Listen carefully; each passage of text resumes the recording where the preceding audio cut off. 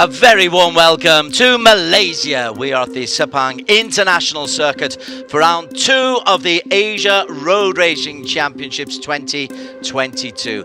After a successful return to the tracks in Buriram a couple of months ago, we are back here at Sepang, Des Corkhill, alongside Southeast Asia Motorsports encyclopedia, Barry Russell. 32 degrees, good temperature, good racing conditions, Barry. And we've got an extra class of racers to look forward to today. Yep, and we're starting off indeed with that extra class, which brings one-make championships back to the Asia Road Racing Championship. I always felt, like many people, that they added a lot to bring new riders into this class, into this championship, and to help them on their way to international careers. Yeah, it is the TVS One Make which is making its debut on the ARRC. We've had others in the past, and they're going to go around the full circuit, which as usual at Sepang, it's one of the most well-recognised circuits, certainly in Asia, possibly in the world. The 2 long straights being the real feature that we like to look forward to. Yep, that's it, and it takes them about 2.5 minutes, the fastest riders, to go around. We've seen TVS for several years now running one-make championships in India to help develop their talent there. Now they're taking another step and coming international to the world's greatest regional championship, without a doubt, the Asia Road Racing Championship. The first rider you saw there was the project leader for the TVS Asia One-Make Championship, Warapong Malahuan. He's a very experienced racer. He's put a TVS Apache in the top 5 in ARRC before, in the AP250 class, and he's running in this race as a pace setter. Absolutely setting the pace. You said 2.5 minutes, a 2:28.437. Best of the Indian riders, Jagger Kumar, who's in his 40s now, and Jagger has retained his Indian crown last year. So for him to be on the international stage once again, it's welcome back to him as the riders go out on a formation lap. Vorapang was caught very much asleep there. Lucky it's the formation lap. I hope he's a little bit more alert when the race itself gets going. And we've got 16 qualifiers for this TVS One Make, and this is how they go. Vorapang, as you said, on the first row of the grid alongside Decitiano Aldi, an Indonesian. Alongside him is Wacharin from Thailand. And on the second row, Jagger Kumar, you were just talking about, Des. He's joined by Natapon, who went very well, and Agung Septian, who came through very well in qualifying. Moving on to the third row of the grid, get there eventually. KY Ahmad is another of the high-profile Indian racers who'll be looking to pit their wits against the internationals. A young Thai Australian Varis Fleming is in P8 alongside Jimmy Jacobs in P9. And 10th fastest is Kuin Chang, the Filipino rider from the Japanese, first of 2 Japanese riders, Hayato Kobayashi. And he's joined by the Singapore rider, Arsyad Rusti. Remember commentating on Arsyad Rusti ages ago. He's been around quite a while. Harith Farhan Baharin in P13 alongside Deepak Ravi Kumar, Fitri Ashraf, and Mio Nakahara. She always gives a little wave, the little V sign in the proper way, a little smile to the cameras, but didn't have the best of qualifiers yesterday. In fact, she didn't actually put in a qualifying lap time and will be at the very tail of the grid. Yeah, I don't know why, but she wasn't out for qualifying this morning, but she's made the grid, and of course, without a qualifying time, she's starting from the back.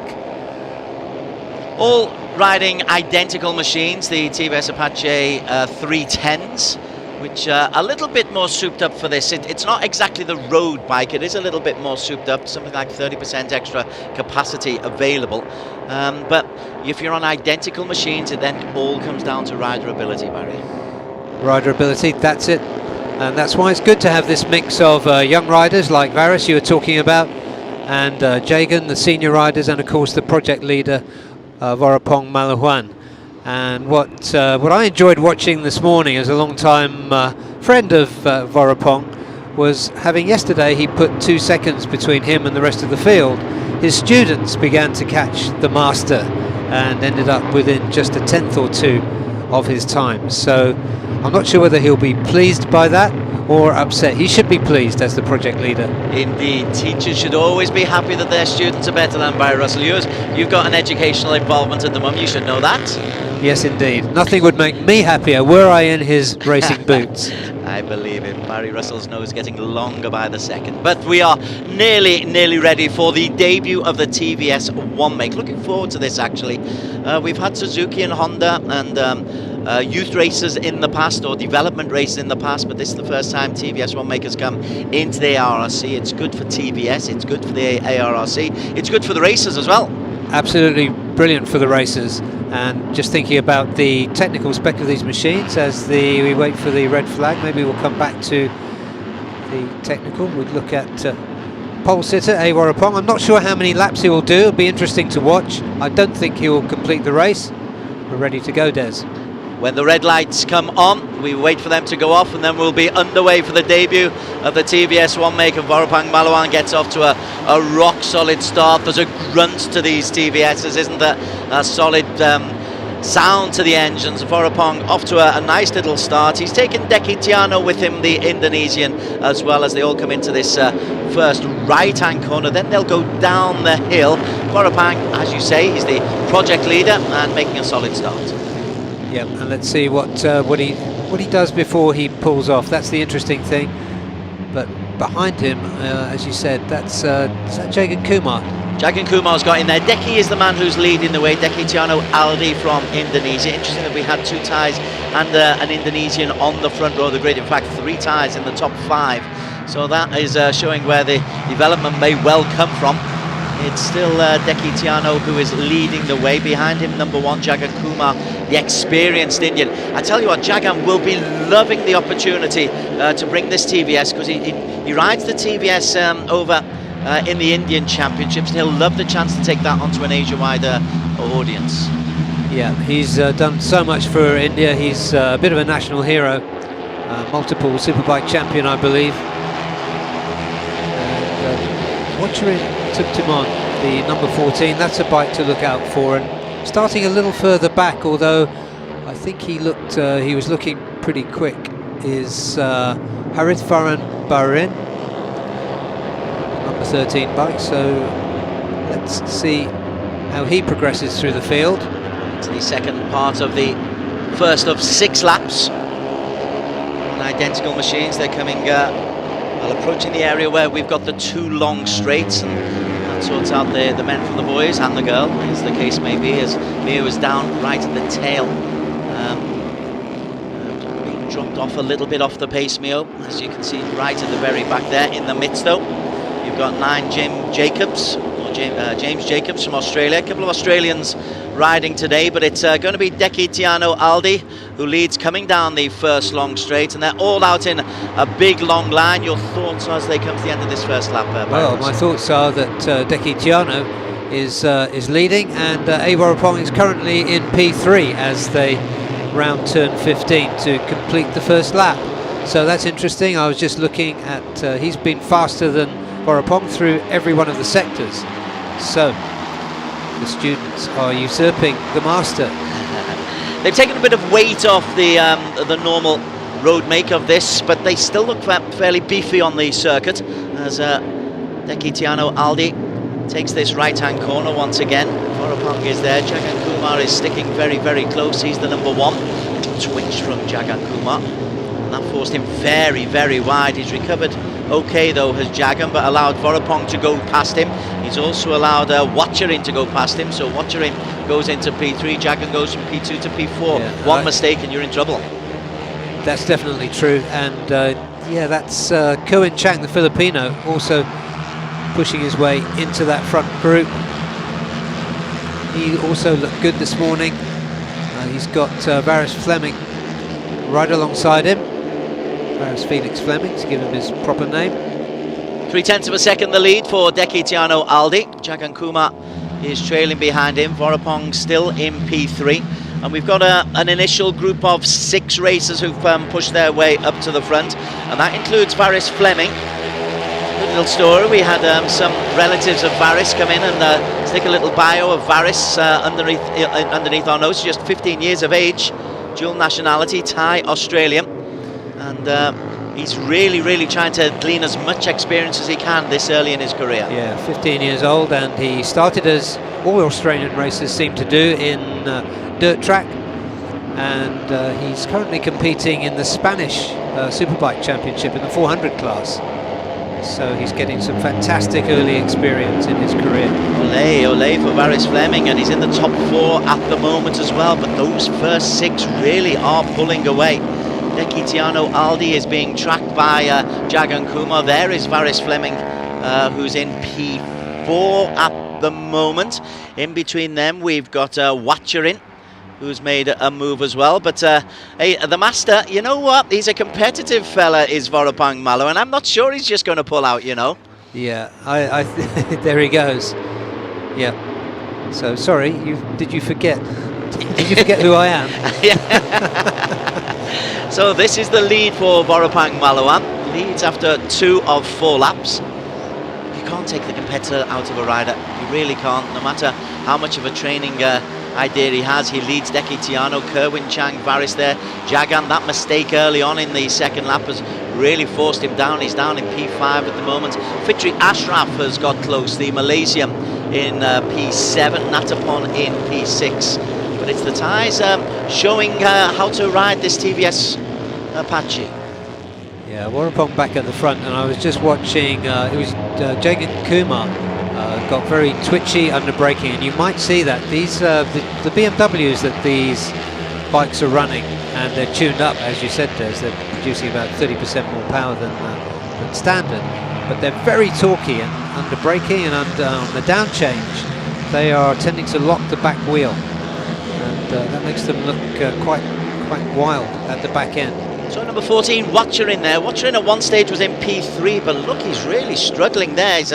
He's leaning low, but he's at the P9, P10, Watcherin, bike number 14. So something must have happened to Watcherin that caused him to go off the line. Jagger Kumar drops now down to P6, the Indian champion. Some of these riders too have, I think almost all of them, or all the ones that I've spoken to, know their way around Sepang. They've been here before, some of them with the Suzuki Asian Challenge, as we see some little bit of scrappiness there, and almost a high side, and I think that what we were talking about, how the rear wheel tends to lock up under braking with this high compression engine. Vorapang leading the way still. Under pressure from young Deki Tiano Aldi from Indonesia. What are we looking at? The best lap time, 2:29.0, has come from Vorapang. Jagger Kumar still a little bit further down.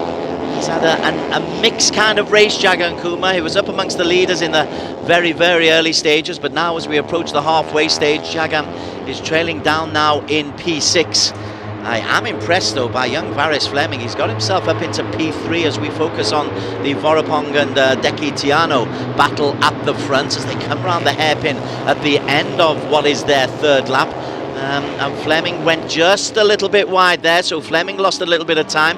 But as we come at the midpoint stage, it is Deki Tiano who leads from Vorapong Malawan, P3 to Varis Fleming, Kerwin Cheng, Fitri Atrof, and then Natapon with Jimmy Jacobs and Jagger Kumar completing the top 8. Yeah, Deki Tiano looked very mature as they were alongside each other, him and Vorapong, and he recovered from that little battle around turn 15 to hold it all the way through to the line from his boss. So I think that's really impressive, Des. For obvious reasons, TBS Indian manufacturer, and we are focusing on Jagger Kumar, but a P8 for Jagger. I think he and TBS were perhaps hoping that it'd be a little bit closer to the front here, but then again it's good to get new names coming in, the like of James Jacobs from Australia, who's got himself into P7 at the moment. Also there Natapon, who's dropped down from P6 to P7. So Jacobs doing pretty well. 1, 2, 3 coming through. Varis Fleming loving the work of this young kid. Jagger Kumar leading the next group of right racers with James Jacobs. In fact, Jagger's just made up a place there on Jacobs. Yeah, so in fact Varis Felix Fleming is leading becoming the second group there. Ayoto Kobayashi down in P13 at the moment. Vorapong, yeah, no, he's not giving this one up, is he? No, he's not, no. As they go up the hill. I did ask him whether he was going to pull off during the race, and he was a little bit cagey about it, and I think we can see why now. Why would you? If you're going out at a race, listen guys, you've got to be better than me. That's what it's all about. Deki Tiano is proving to be the equal of him, largely. Yes, he is. Nice clean lines from Deki. He goes just a little bit wide there, loses a little bit of ground. He can tighten it up though as they come into this right-hand corner. But the differential between them, it was only 1/100 of a second, but it's now up to half a second or so, I'd imagine, between P1 and P2, with Fleming coming through in P3 at the moment. Yeah, and leading that group nicely. It's good to see what these guys can do. He's with one of the two, I think, Malaysian riders here, Fitri Ashraf. Yeah, Fitri's got himself into P3, goes just a little bit wide, as you say. A bit of difficulty holding on the front end there. Fitri Ashraf comes through into P3. He leads Kerwin Chang and Varis. One mistake seems to be costing you 2 or 3 places on this circuit and these bikes. Yep, and they're all going in 2:28s and 2:29s. Really good pace. Better pace than we saw in free practice yesterday. They upped the game in qualifying. It was just 2 10-minute qualifying sessions, but they took another second off their lap times from yesterday. And the race pace is really good here. Really impressive. Well, that's Fleming coming back into P3. Coming down the hill, got a good line coming down the hill. That's in the chasing pack, but it's Vorapong who's still leading the way from Deki Tiano. I wonder what Deki has got left in his bag of tricks, if he's able, and Jagger Kumar is still down in P9 now. In fact, KY Ahmad has taken Jagger Kumar, and Arshad Rushdi's had a difficult time, the Singaporean racer. Yeah, and we haven't seen Miyu Nakahara or Deepak. Deepak had a moment, I saw something just in the corner of my eye in the previous lap, that Deepak had a moment that cost him a lot of time. So Deepak down in P16 at the moment. Vorapong leads the way. Project leader for a reason. Yeah, and in fact a very good choice. Vorapong, he'd be aged around 30-ish at the moment. He's had a glittering career, particularly on lighter motorcycles. The only real reason he's been riding light motorcycles is resourcing. Whenever I've seen him on Super Sport 600 or a Superbike, he's always been competitive, but he's made his name here. He does a lot at his hometown in Chiang Rai, I think it's Chiang Rai in Thailand, teaching young kids how to race. Fleming was off the racing line then, and he's lost one place. Does well to recover, Fleming. Yeah, another rider goes wide out of that turn, but that's a nice little battle with those 4 riders now in the second group. In the front group, it's still Vorapong, number 7, leads the way. A lot of white helmets there, which make identification just a little bit awkward, particularly as they're all on the same bike. Fleming once again has gone really wide. That's 2 or 3 times that the number 10 has done that. Gone really wide on the hairpin at the end as they come now into the final lap. This is the battle for P3. Ahead of them, the battle for P1. And Vorapong leads. Bike number 7 leads from 16, Deki Tiano Aldi of Indonesia. And this could go all the way for the line. I'm wondering if Deki's got the ability to actually just pull one over his boss. I think he's got the wherewithal and the chutzpah to do it. Actually, Des, he's been showing Vorapong his front wheel. Let's see how close he can get. This is really intriguing. And let's see how Vorapong responds. They have been close ever since the second lap when these two began their little pulling away from the rest of the group. Still, it's Vorapong Malawan. He's bike number 7, leading the way. But it's less than 0.2 of a second, the differential between them. And you get a little bit of a toe and you can easily pull that one back as they come up the hill, and behind them Kerwin Chang has made a move. The Filipinos now in P3. Yeah, there's those 4 are still bunched up. We're not sure how that's going to shake out. That's a good battle. Natapon at the tail end of there. But Mohammed Fitri is the man in P3. Vorapong still leads the way. We now come into the second part of this circuit as they come up the hill. That's corner number 9. It's getting mighty complicated behind them as Kerwin Cheng is still in there. Yeah, an aggressive looking leg out as under braking there. And I think some of the mistakes being made are with this high compression engine on the down change. So they don't get their braking quite right and end up running wide. So let's see if they can keep it together and manage it. Okay, we're now approaching the final couple of long straights. Vorapong leads the way, and it just like he's looks like he established a little bit of a lead for the first time. It will all come down to this. There's no toe available for Deki Tiano.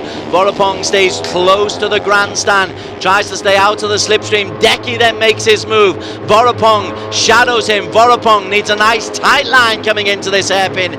He has the tight line, and Vorapong Malawan, who is the project leader, leads from the front and takes the victory in this TVS one make. Excellent victory for Vorapong. Good performance from Deki Tiano in P2. Coming through in P3, we have got, wow, young Varis Fleming takes P3. That was really impressive. A good fight there that was won by Varis Felix Fleming. Vorapong, that familiar celebration on the bike. He's really pleased with that. He got pushed. He got pushed really hard in that race by Deki Tiano Aldi, so big respect to Deki Tiano Aldi. He showed his class here. He really put his boss under pressure, and you can see how pumped Vorapong is actually to have triumphed in the end. He really had to work for that. Excellent work. Excellent work from Vorapong Malawan, but also let's mention Varis Fleming as we have a look at the graphic for Vorapong Malawan. That was a great little battle between Fleming, Kerwin Chang, Fitri Ashraf and Natapon for the battle for P3, and young Fleming has come through, and that's a couple of good scalps he's taken there. Fitri knows his way around a racetrack, so does Natapon. Indeed, yeah, and that shows perhaps some of the tricks he's learning in the Spanish Superbike Championship. That is a school of hard knocks. Confirmation of the result. Vorapong Malawan takes the victory. 8/100ths of a second clear of Deki Tiano Aldi. Varis Fleming in P3. Kerwin Cheng, Philippines in 4. Mohammed Fitri Ashraf, who started down in P15 in 5. Natapon 6. Jim Jacobs in P7. KY Ahmad, the best of the Indian racers, coming up in P8. Ahead of Jagger Kumar. Watcherin, who started off in P3, finished a disappointing 10. Agung Septian ahead of Kobayashi in 12. Harith Farhan, Arsyad Rusty, 19 seconds off the pace. Mio Nakahara makes up a place, finishes P16, and Divak Ravi Kumar, he dropped out of the race, retired, and did not complete the race. And I think looking ahead to race 2, perhaps we'll see a little bit more from Watcherin.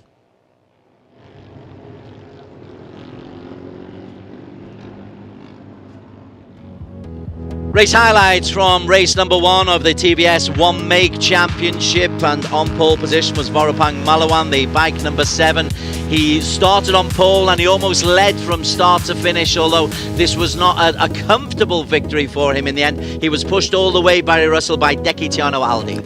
Yeah, he was, and those two broke away from the rest of the group, and there was a fascinating battle behind them, which we'll see as we get a little bit further into the race on these highlights of Varis Fleming, Kerwin Chang, Fitri Ashraf and Natapon Kiaomun.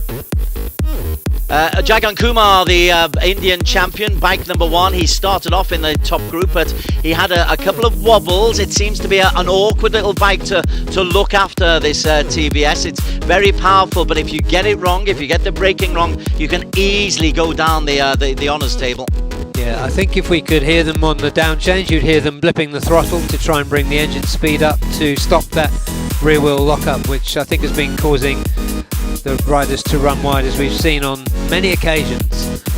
Great battle for P3. It involved number 15, Fitri Ashraf from Malaysia, Kerwin Chang from the Philippines, and the man who would actually eventually get it, bike number 10, Varis Fleming, a teenager who's of Thai Australian origin. but they were a long way behind the eventual winners, over 5.5 seconds in the end between these front two. And we thought maybe that Deki Tiano, if he could get close on this final straight, might have a chance, but he never really got close, Barry. No, he didn't. Warapong showed his experience as well as his speed then. I think he timed his break, because that is a little break he made. He just got clear, so it was difficult for Deki to get into his slipstream. But very close on the line, less than 1/10 of a second. Second place just taken by Varis Fleming. He'll be very happy with that, but nobody happier than the race winner, Vorapang Malawan. And so the debut, that's a good race. That's an enjoyable race. That was nice and competitive. There were races within races. There's some people will be happy, some will be frustrated. Particularly, I suspect, Jagger Kumar and Deepak Ravi Kumar was a DNF. But many plus marks for TVS on this. Yeah, you could see a few different results tomorrow amongst the top. I suspect Warapong will be there, having had to work hard for this one. He'll want to do it again. But like you said, the disappointed riders there will be Wacharin, Tuptimon, I think Agung Septian too, he showed well yesterday, and Harit, who, although he wasn't so far up the grid, did look fast on occasion during practice and qualifying. You see so many white KYT helmets in this, Des, as you were saying. Yeah, it doesn't make it easy, does it? Not when all the bikes are the same as well, and picking out the numbers. I suppose as we get used to the racers, we'll get used to their riding styles. But there's the man Vorapong taking the cheers with good grace. Man, he looks barely like he's sweating out there, and it's warm out there on the track. Yeah, it is. You will know better than me, Des, but by Sepang standards, this is not so hot at the moment. Correct, but once the sun gets out, it's a real sun trap in there. The concrete seems to hold everything in. The TVS pit crews are there waiting. Yes, the company has really put big resources into this project. TVS is, although not known so well outside of India, it's a huge company inside. And they're talking there to one of the Indian officials. I think that's Amat Arora, who's here for the first time in, I think he told me it was about 8 or 10 years. So smiles all around there. That was a really good start. We saw some good racing. And I think we'll see some changes tomorrow. Sorry, Des. Possibly, yeah. No, we're just waiting for the podium presentation. Then we'll go to an interview.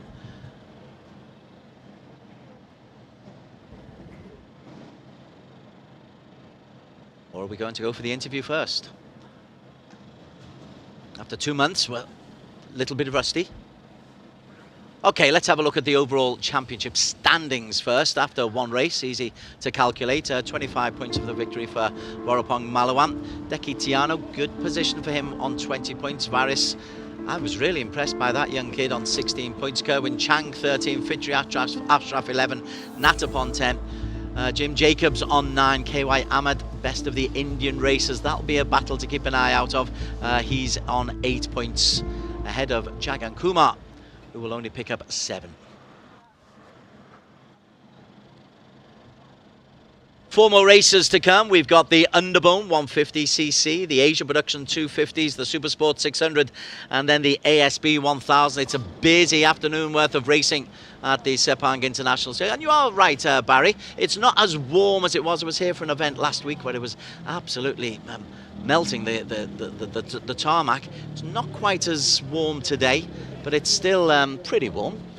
Found it quite pleasant. Even did the first part of the journey from the hotel today with the windows open in the car, which I'd never expected to do, and I can't even remember the last time I did that back home in Bangkok. Using aircons against the law. Okay, so there is young Varis Felix Fleming. He looks happy with his afternoon's work.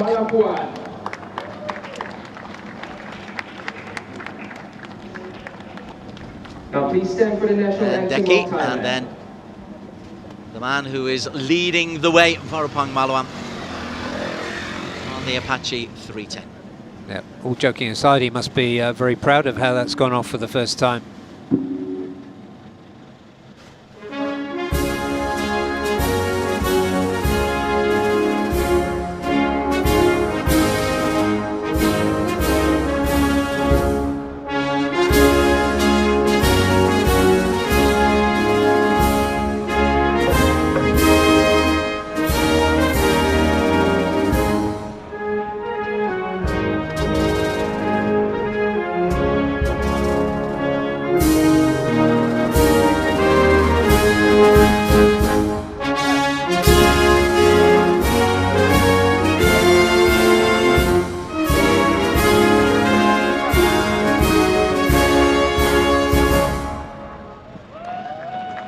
Christoph, doing a load of SEA Games commentaries, and I have to say Southeast Asia has the best national anthems.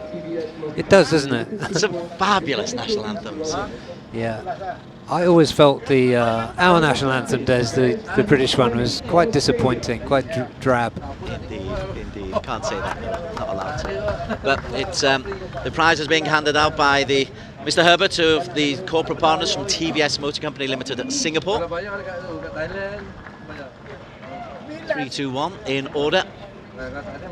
And he'll be saying to Vorapong, what are you doing on the podium? I thought you were meant to be teaching our guys to race better than you. But Vorapong says, I'm up on the podium because I am #1, sir. That's why. That's it. He is setting the pace and showing the example. He's a gentleman too. Vorapong takes the victory from Dekitiano from Varis Fleming. The differential 0.089 of a second between 1 and 2. Another 5.47 seconds between 2 and 3. So there were very much two camps, of which Varis won a good little battle. There's one for the photo albums. TVS on debut in the Asia Road Racing Championships. Very warm welcome to the manufacturer, and successful first race completed. There's Thank you once again. race number 2 of round 1 for TVS takes place tomorrow. Same time, around about 12:30.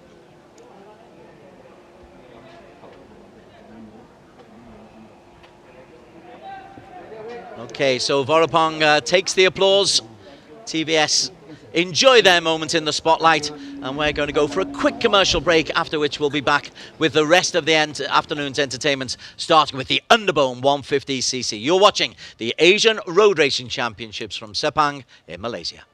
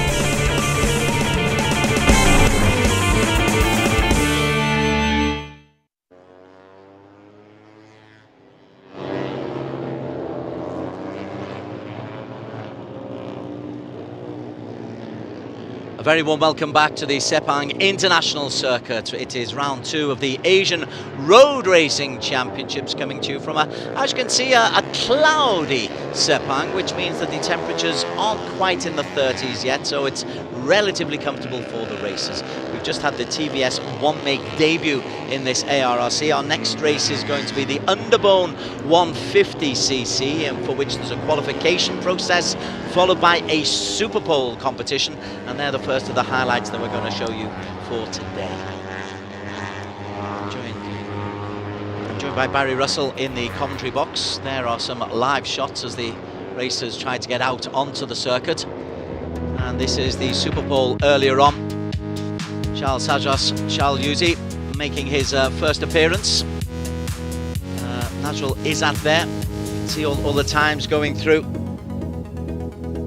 Izzat Zaidi was the fastest in terms of qualification. Bike 202 was Dimas Juli Atmoko, who was pretty impressive in round 1 in Buriram last week.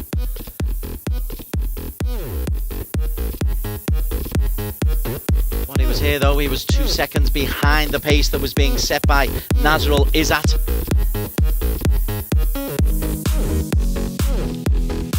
One or two glum little looks in the pit lane there. This is Charles Sajras on his debut here. He was 4th out on the circuit. He's for the Honda Yuzi team. His qualification time 2:36.325 meant that he went out 4th, and bike number 61 would eventually get himself into an initial P1, but that was very, very early on. This is Ahmad Afif Amran, who is in red hot form on the Cup Pre-Championships in Malaysia, but off the pace here. Couldn't get the better of Sajras, and so ended up in P3 at that stage.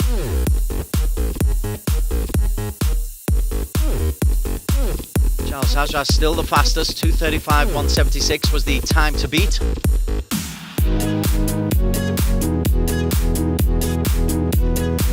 Wayu Aji Triliksana, who took a P3 and a P2 to lead the overall championship.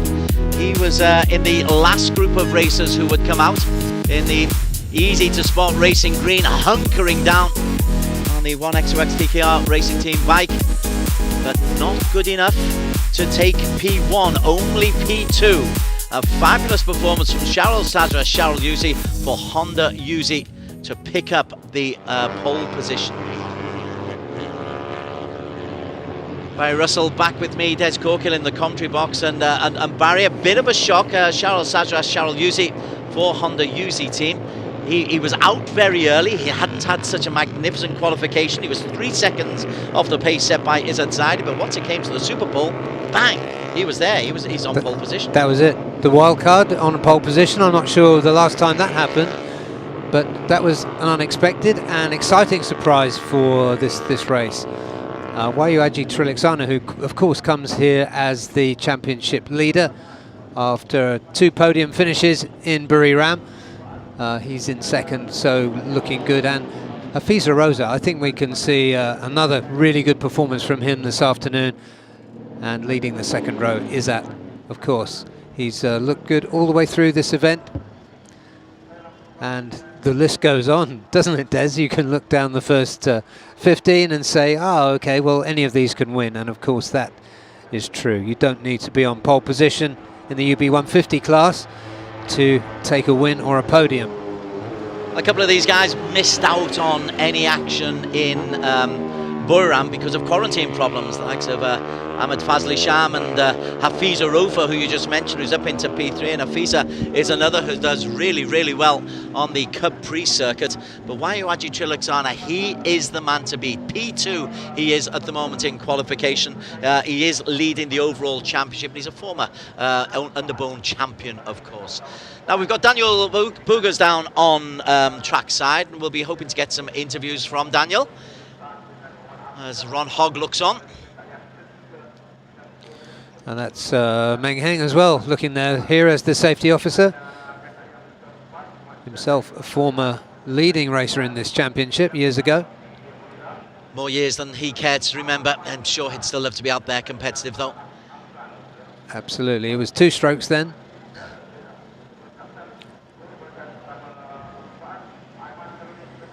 It's the calm before the storm. For those of you who haven't witnessed Underbone, it's fabulous. You wait until the final couple of corners as they all come down 8 or 9 or 10 in a line. The calm before the storm, though, let's get 1 or 2 interviews where Daniel Boogers is down there talking to Wayu Aji Triliksana. All right, we're down at the grid in the second spot on the grid with number 60, Wahyu Aji Triliksana. So Wahyu, in both race 1 and race 2 in round 1, you had the podium. So you collected valuable points. Can you tell us what do you think you can do the same here in race 2, knowing that you have got a lot of competition in Sepang? Yeah, my strategy is only one, Malawang saja. All right, good luck, Wahyu. And we're going to go down further in the grid now to 8th on the grid with one of the popular riders as well in the underbone 150 category. We have April King Mascado, so we're trying to get to him right now and see if we can have a few words with him. So here we are at 8th on the grid. April, can we interview you real quick? All right. So April, it's been quite a tough week for you here, but you've been in a good position nevertheless. What is your expectation for this race right now? I think I will push myself into the lead pack, and I will do my very best for this race, and hopefully. And do you have any message for your fans in the Philippines? Thank you, fans, for supporting us in Malaysia. Hopefully, we podium. Thank you so much, April, and back to you, Barry and Des. Thank you very much, Daniel. Yes, April King Moscato had a fabulous season domestically in Philippines last year. He won 10 of 12 races he competed at. He's far and away the top of the pile there. But when you come into Asia, Barry, it's a different ball game. He's down in P8. It is something to step up, but I think he's a strong racer. And starting from P8, that's not a disaster at all in this class. I think I predict he'll be in the leading group. He had I wouldn't put a podium past him. A P9 and a P5 finish in the first round in Buriram. I don't recall him being up with the leaders specifically at any given time, but you're quite right. We've seen him in the past. I think we had him in the one of the youth development challenges a couple of years ago when he was very, very strong. But this is the man. This is the man, Wahyu Aji Triliksana. One XOS KKR racing team. He's got a strong team behind him. A P3 and a P2. 2 front row starts so far out of 2. He's very, very consistent. Yeah, and his attitude off the bike shows confidence as well. It's a little bit of a champion's swagger about him. So his self-belief is back after a couple of, by his standards, indifferent seasons. Teammate Hafiz Arofa from Malaysia. As you say, he's one to look out for. Izzat Zaidi, who was the fastest actually in the qualification at 2:33.3. He was one of only 3 racers who actually got inside the 2:34 marker. So do look out for Izzat Zaidi. He's in P number 4. The veteran Ahmed Fazrul Sham, who's racing as a wild card here today. Not so far behind him in P9, Ahmed Fazli Sham. And Ahmed Afif Amran, who's leading the way in the Cub Prix Championship in Malaysia. I like this fella. I think he's really got real skills. And he won the championship in the Cub Prix last season by the most amazing margin. A sprint here at Sepang in the last 100 meters took him the title. P7, Ayman Taharuddin, another who races in the Cub Prix Championship. This is the Cardinals racing team. A P5 and a P17. Disappointing race number 2. Ahmed Fazli Sham, he missed round 1. Yeah, we really did miss his presence too. He's a very tall presence in this class, and a great character too. So yeah, it was disappointing not to see him. But Afif Amran, remember, he ran away with the victory in race 2. Absolutely, remarkable, wasn't it, Afif? Remarkable, bordering impossible. Yeah. And then you've got April King Moscato, who we had a few words with. Bike number 27 is Shafiq Rossly, another of the Malaysians.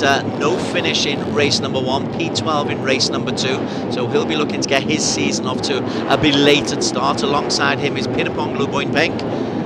Pirapong in the first did not finish for Team One for All. I remember him being at the front of the race earlier on in that first race. So we'll just have the formation lap. It's a 23 man grid. Iwaiwasi back in P17. He was great fun in race number 1. Kiandra Ramadipa, who's making his debut in Underbone. Yeah, and he's making his presence felt as well. He qualified for Super Pole. He didn't make it. He made a mistake on his outlap, I think it was. We are on board with April King Moscato. Oh, that was pretty close. It's only when you're on this board. This is Underbones, as you know. It's only when you're on board you realise how scary this can be. So let's have a run through the grid. Those clouds are beckoning. There was a lot of rain a couple of days ago. Cheryl Yuzi for Honda Yuzi in P1, ahead of championship leader Wayu Aji Triliksana and the very impressive and quick Hafiza Rufa in P3. Yeah, second row led by Izzat Zaidi, multiple race winner, and next to him Ahmad Fazrul Sham and Afif Amran, the runaway winner of race 2 in round 1 at Buriram. On to the third row of the grid. Keep a lookout for Afif. You've got Ayman Tahiruddin alongside Philippines' best underbone racer, April King Moscato, and Ahmad Fazli Sham, who comes in for 1XOX TKR Racing Team, having missed the first round. And leading row 4, Gupita Krishna, another double champion from Shafiq Rossly and Pirapong Louis Bumpeng. Again, we're on the 4th row. Amazing talent. Yeah, down to P5. Nazrul Izzat Bahiruddin. He is on P13. Dimas Juliat Moko, who had a very, very strong first race in Buriram, alongside debutant Kiandra Radamhipa for SCK Honda Racing Team. And in P16, John Emerson in Guito, followed by Oiwezu having a disappointing outing in Giancarlo Maurizio. Okay, Murabil and Duktan and Jordan Badaru. Now, Jordan had a really good round. He had a P2 and a P5 in Buriram, so to see him in P21 is a bit of a surprise. Row 8 is Hafid. Alongside Hafid, you have got Ashraf Daniel Zamri. So it's a congested grid, Barry, which can make it even more fun than usual for the Underbones. They need no invitation to make it congested. Absolutely, with the likes of Gupita Krishna down on row 4. Yeah, Gupita down in row 4. But I was going to say the Afif Amran performance last time out at Buriram.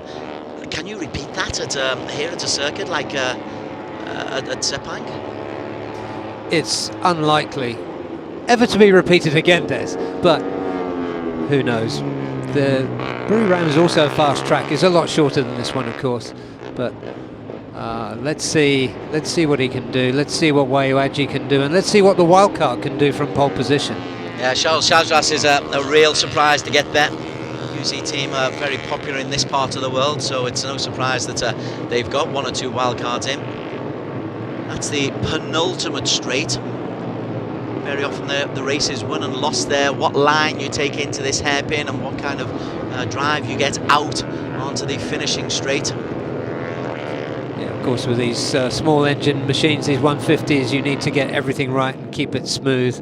If you get a tall, ragged, you've got a lot of time to make up, and you're probably going to get all the bikes around you going past.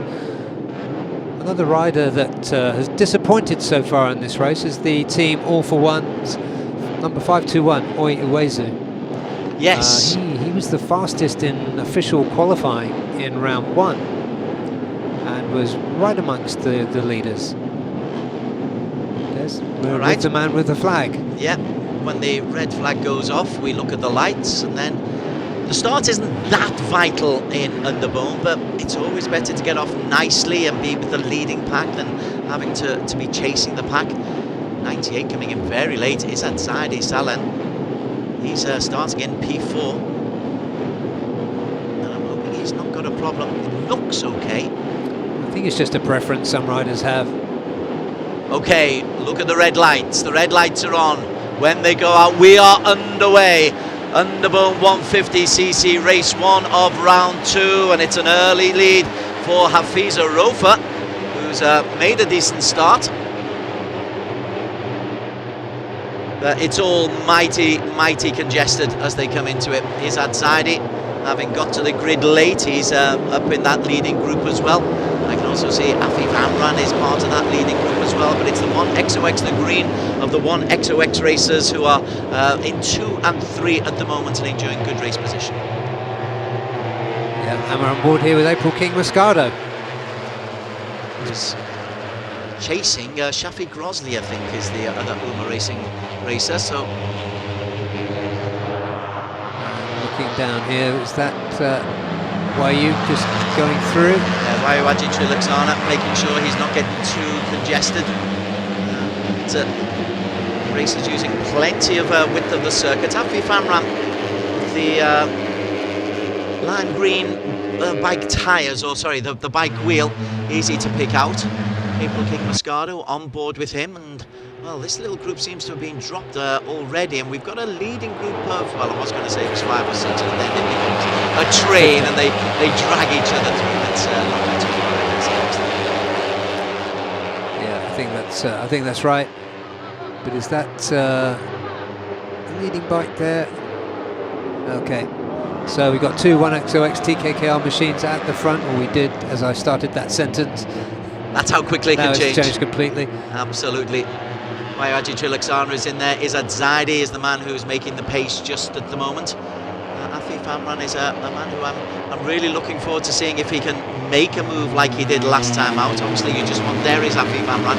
You just want to get yourself in a good position where you're able to strike, but he's so far behind, it'd be impossible to really make his way through that crowd as they come down the straight, the penultimate straight for the very first time. It's a 6-lap race. Oh, somebody's got very, very wide there. And didn't he do well to bring it back reasonably safely? I think the stewards might be replaying that one. And have plenty of muck on his tyres as well, which won't help things at all. 46 making his way through to the front is Ahmad Fazli Sham. So he knows this circuit like the back of his hand, Ahmad Fazli Sham. Missed race number 1 due to quarantine reasons, but leading as we come into race number 2. He's leading Wayu Aji Triliksana and Cheryl Shajras, who's also in there. Shafiq Rossly, April King, as you suggested, in the midst of that group, and Ahmed Fazrul Sham. There's a Fazli Sham and a Fazrul Sham, P1 and P6, bikes number 46 and 11 respectively. Fiza Rosa in P7, Peter Kreshner. We've not mentioned Gupita so far, Barry. No, but he's close, and you can never rule him out. That's for sure. He's oi! That was a big nudge. I think on the receiving end of that nudge was Cheryl Shajras. Well, Cheryl Shajras, if you're going to be a wild card, well, there's another moment there as well. That just shows you what happens when you lose momentum. Let's take another look at this. It's Cheryl coming round the outside, gosh, and it's 23 Gupita Kreshner who he's just barged into, and Gupita didn't fancy that. No, well, you wouldn't. That's a double champion you just elbowed, my man. I can see Cheryl saying, "This is my circuit, Gupita. This is Malaysian territory. We like to beat Indonesians when they come onto our turf." Yeah, so forget any deference from the wild card who started from pole position. Cheryl Shajras is still in that leading group, so though is Wayu Aji Triliksana, and I think that was the bike that went off earlier on.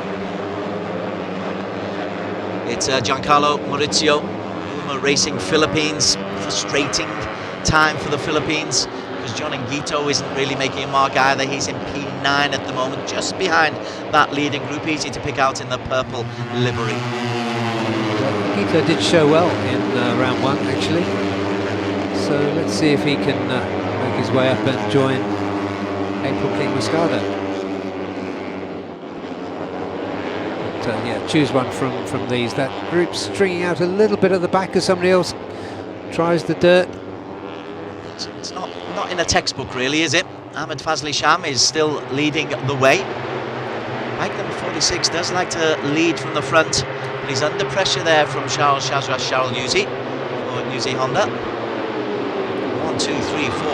Wow, that's going to be mincemeat once we come to the tail end of lap number 6. If it's that close, that is going to be superbly competitive. Yeah, and that's it. And Fiza Rofa leads the way. Yeah.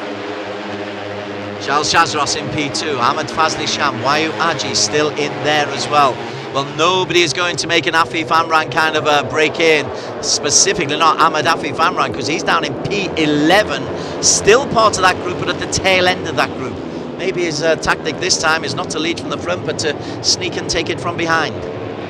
Yeah, and John Emerson Nguito has made up some places, and he's in 7th now. And April King dropped back to 12th, so this is underbone racing. Certainly is. We're approaching, we're not even halfway through yet. Coming through here, that's Ahmed Fazrul Sham, bike number 11. And that's Gupita Krishna having a look too, so he's made his way up into P2 as he enters the turn, and P2 as he comes out. Shafiq Rossly is the new race leader. Many names familiar to those who follow the Malaysian racing scene, the likes of Shafiq Rossly and Ahmed Fazrul and Ahmed Fazli Sham. But leading the way there, 23, was Gupita Krishna. He's a very familiar name to those who follow ARRC, a champion, double champion in the past, leading the way, but everyone taking a different line. But Gupita Krishna is the man who had the lead and is suddenly swamped by 4 as they come up the hill at turn number 9. Yeah, there's 2 1XOX bikes did briefly get past him, but he's back in. I noticed that was a pretty aggressive move into the lead just now, so he's giving a bit of notice that he wants this. Ahmed Afif Amran has made a move through to P5. Keep a lookout for Ahmed Afif Amran. Ahmed Fazrul Sham still leading the way. We are just about approaching halfway in race number 1 of the weekend in the Underbone Championship. Ahmed Afif Amran has got himself up into P2, and we've seen his ability if he really decides to make a go for it.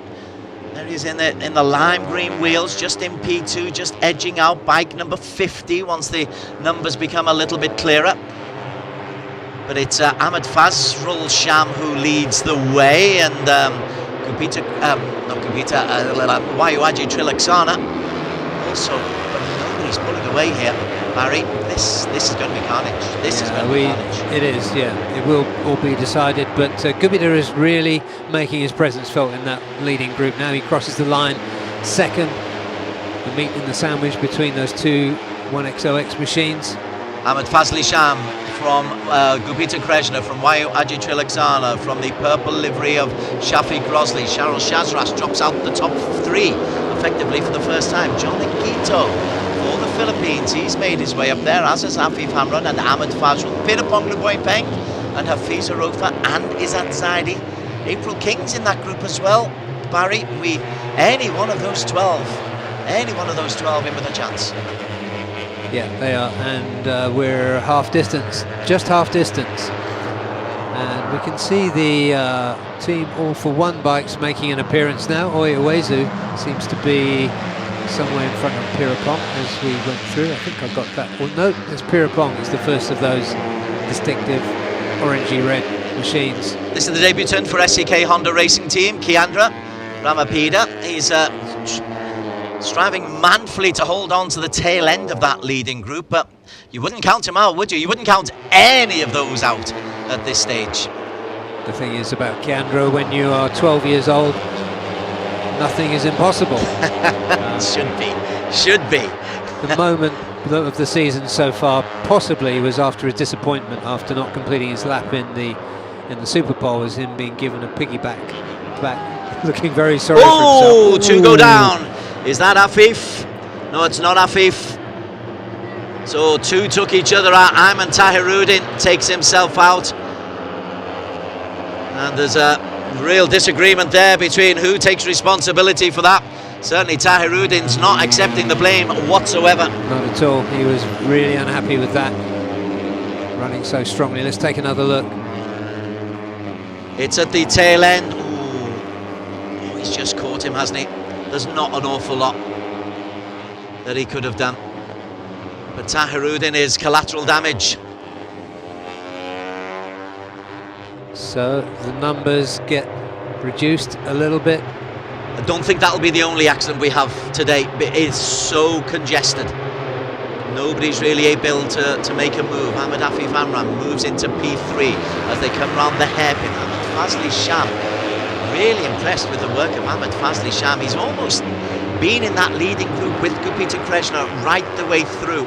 So he's saying to the others, come and pick me off. If you're going to beat me, you've got to get past me, Ahmed Fadley Sham.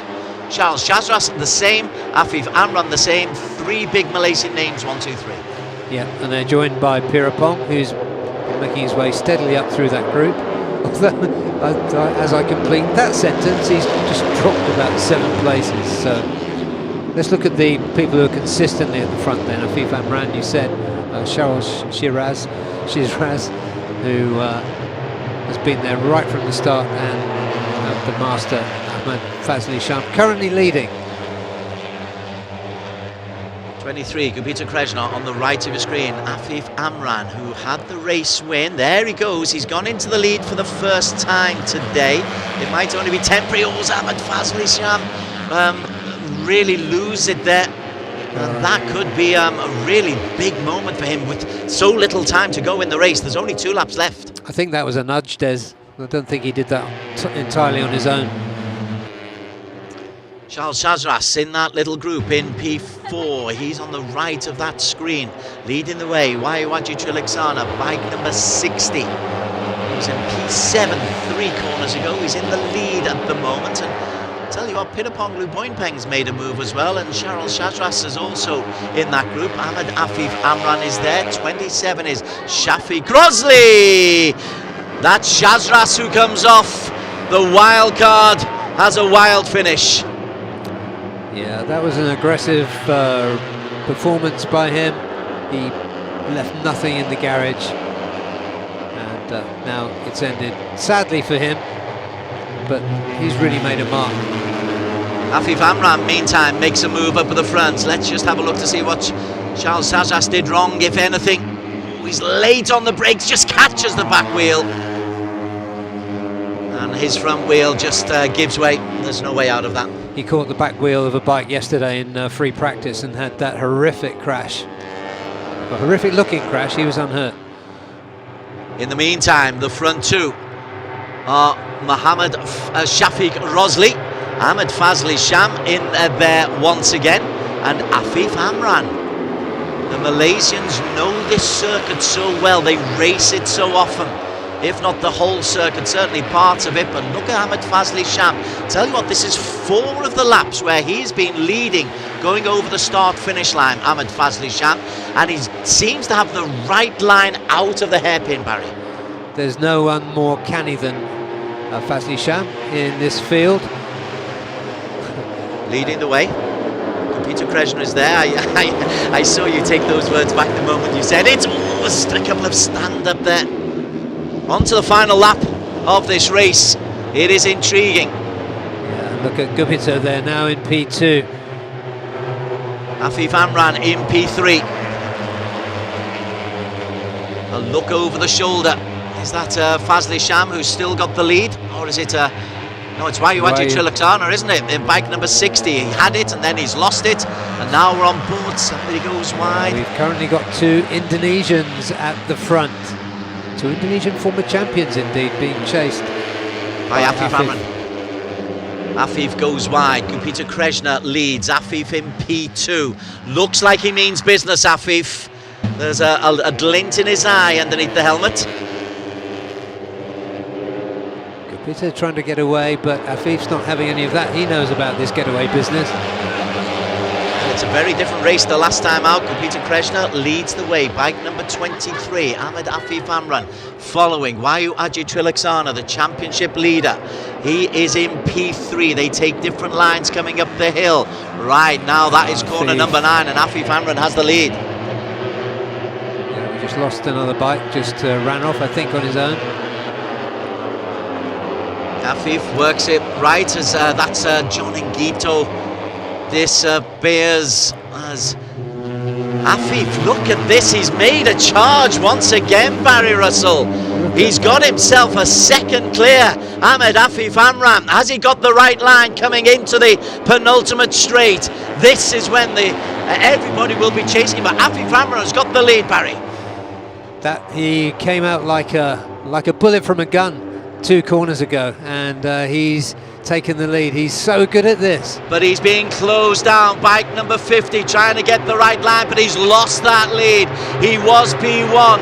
Now then, coming into the final corner, it looks like Waiwaji Triliksana is there. Afif goes around the inside. Everybody standing up, holding on is Waiwaji Triliksana. Waiwaji Triliksana graces to the line. Ahmed Fadley Sham comes through. Oh, Fiza Rofa.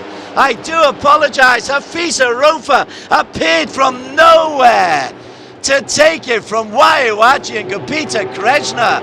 We hadn't mentioned Hafiza Rofa. We hadn't mentioned him. And then he comes through from nowhere to take the victory, Barry Russell. Surprise! That was beautiful work by Hafiza Rosa. He probably surprised the rest of the field as well as everybody else, and he just exchanges a word or two with his teammate. Waiwaji is going to be delighted with that P2. That is another great championship score. And Gupita Krishna, he looked very threatening in the last couple of laps, and he brought it home in P3. Afif Amran looked as though he was trying to get away again, but the peloton had other ideas. Certainly did. It's a long, long back straight, is that. Apologies to Hafiza for not calling him first time, but what a wonderful performance for Hafiza Rofa. A 2:33.7 in terms of qualification, got into P3. He held on to P3 for Super Pole, but the one XOX TKR racing team gets a P1 and a P2 because Waiwaji Triliksana is behind him. Yamaha Racing for S1M Yamaha Racing's Gupita Krishna in P3. Afif Amran, a gallant P4 for Cardinals Racing.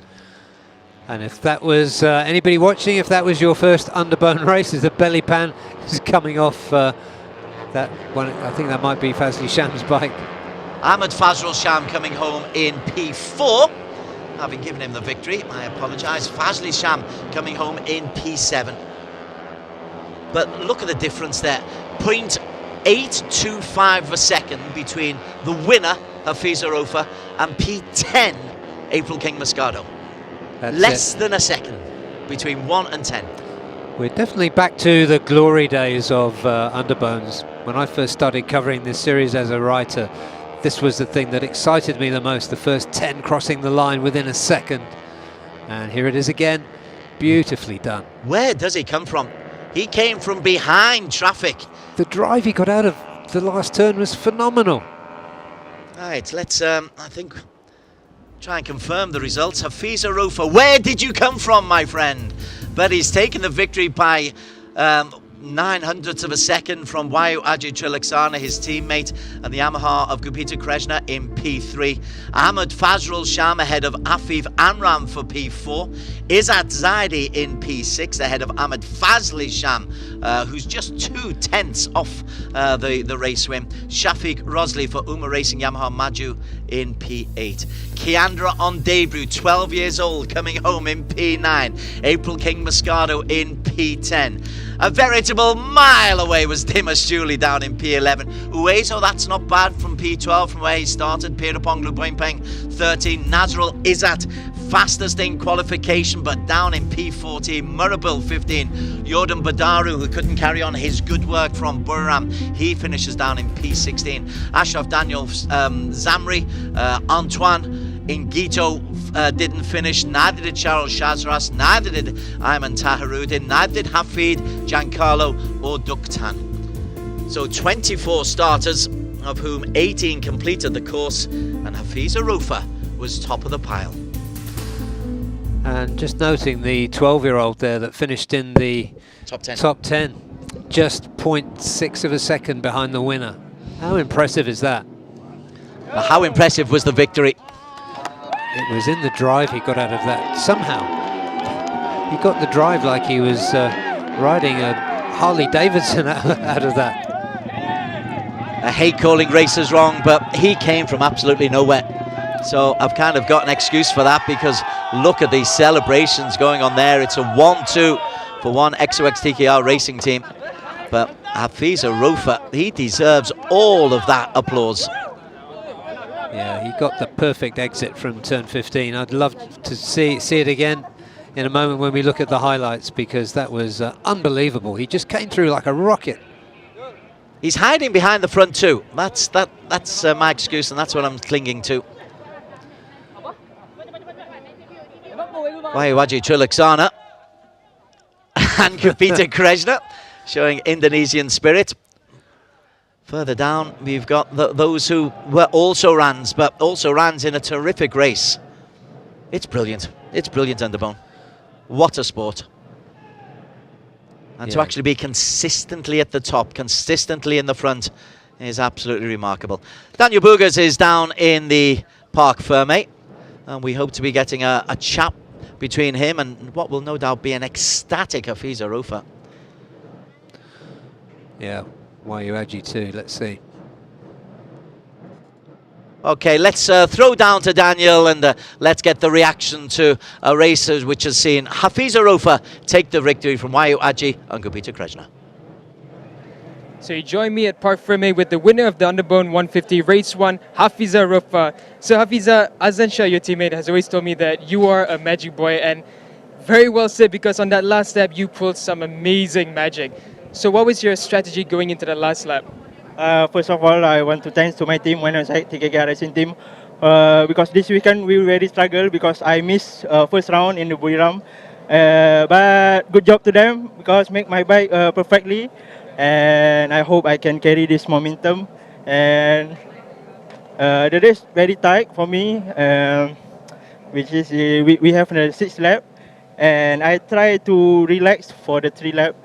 And I try to make little push in the lap 4, and in the last lap I make my decision to overtake them, and yeah, P1 for today. Thank you. Congratulations, Hafiza. Back to you, Desmond.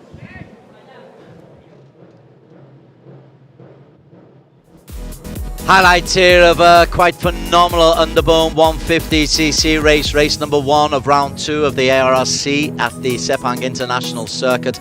Man on pole was Shafiq Rossly, a wild card coming from the Honda Uzi racing team. He upset everybody. A wild card's being on pole isn't what you expect.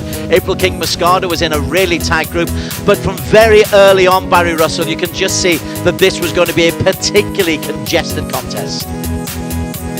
There was 15 bikes at the front, and Cheryl was there for lap after lap. He took a nudge, and we just saw an early end to the race for Giancarlo, but he was quite muscular in that race, quite aggressive against other riders. He gave a good nudge to Kapita Krishna, who wasn't happy about that. Bike 46, Ahmed Fadley Sham. He made sure he was always close to the front, and I really did think that he was the man who came through and actually took the race victory, so apologies for that. But behind him, 12-year-old Kiandra Radamipa would finish inside the top 10. You've got young racers and veterans in the Underbones. Yeah, that's beautiful, isn't it? Fadley Sham is, as we see, that was Tahirudin taken out. Going down, and very unhappy about it he was. That meant his teammate, though, Ahmed Afif Amran, had a chance to get away. This is where Fadley Sham lost it. A little mistake there, or maybe just being edged out. And then Charles Jazras was taken out, just caught the back end, and he was disappointed. Not he could do with about that.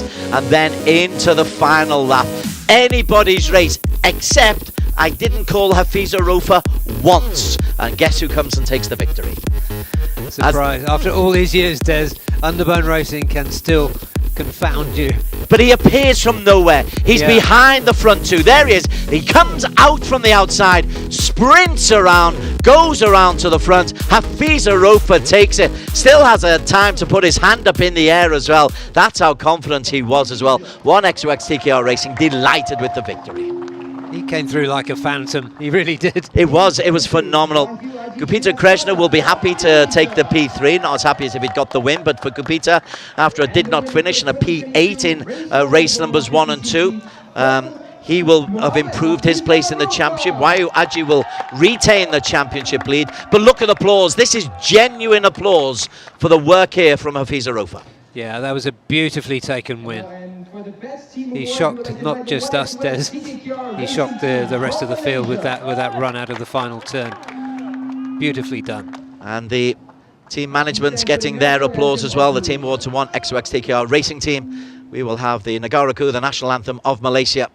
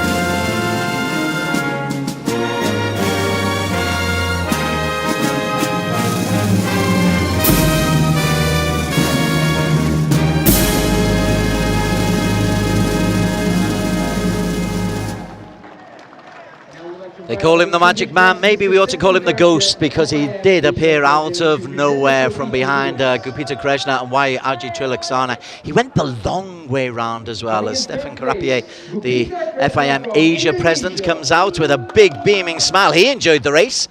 He enjoys all the races, Stefan. Yeah, he does, and he's been putting himself around with a lot of international travel, a lot of testing on the way. Pleased for Gupita Krishna.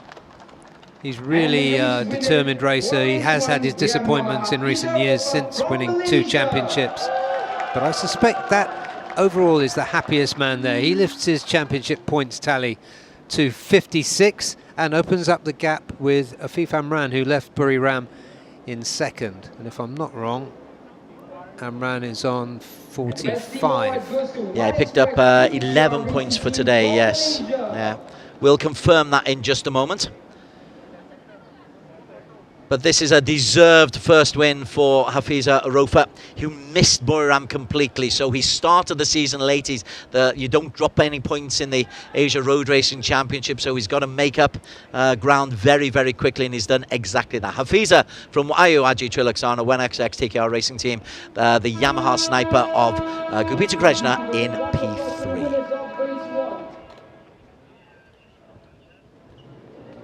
Just see what that does to the standings. This is after 3 races. Aji Triliksana, an 11-point lead over Afif Amran, who has a 4-point lead over Izzat Saidi. Dimas Juli had a great time in Buriram, not so good here. He's on 31. Same with Jordan Badaru for the LFN HP Indonesia Racing Team. Hafiza moves into P6 ahead of Gupita Krishna, or level with Gupita Krishna. April King Moscado on 24 points is in P8. Okay, after the excitement of the Underbones, we go up a notch after the break when the Asia Production 250cc's make their way onto the circuit. We are at the Sepang International Circuit in Malaysia. This is the Asia Road Racing Championship, Round 2.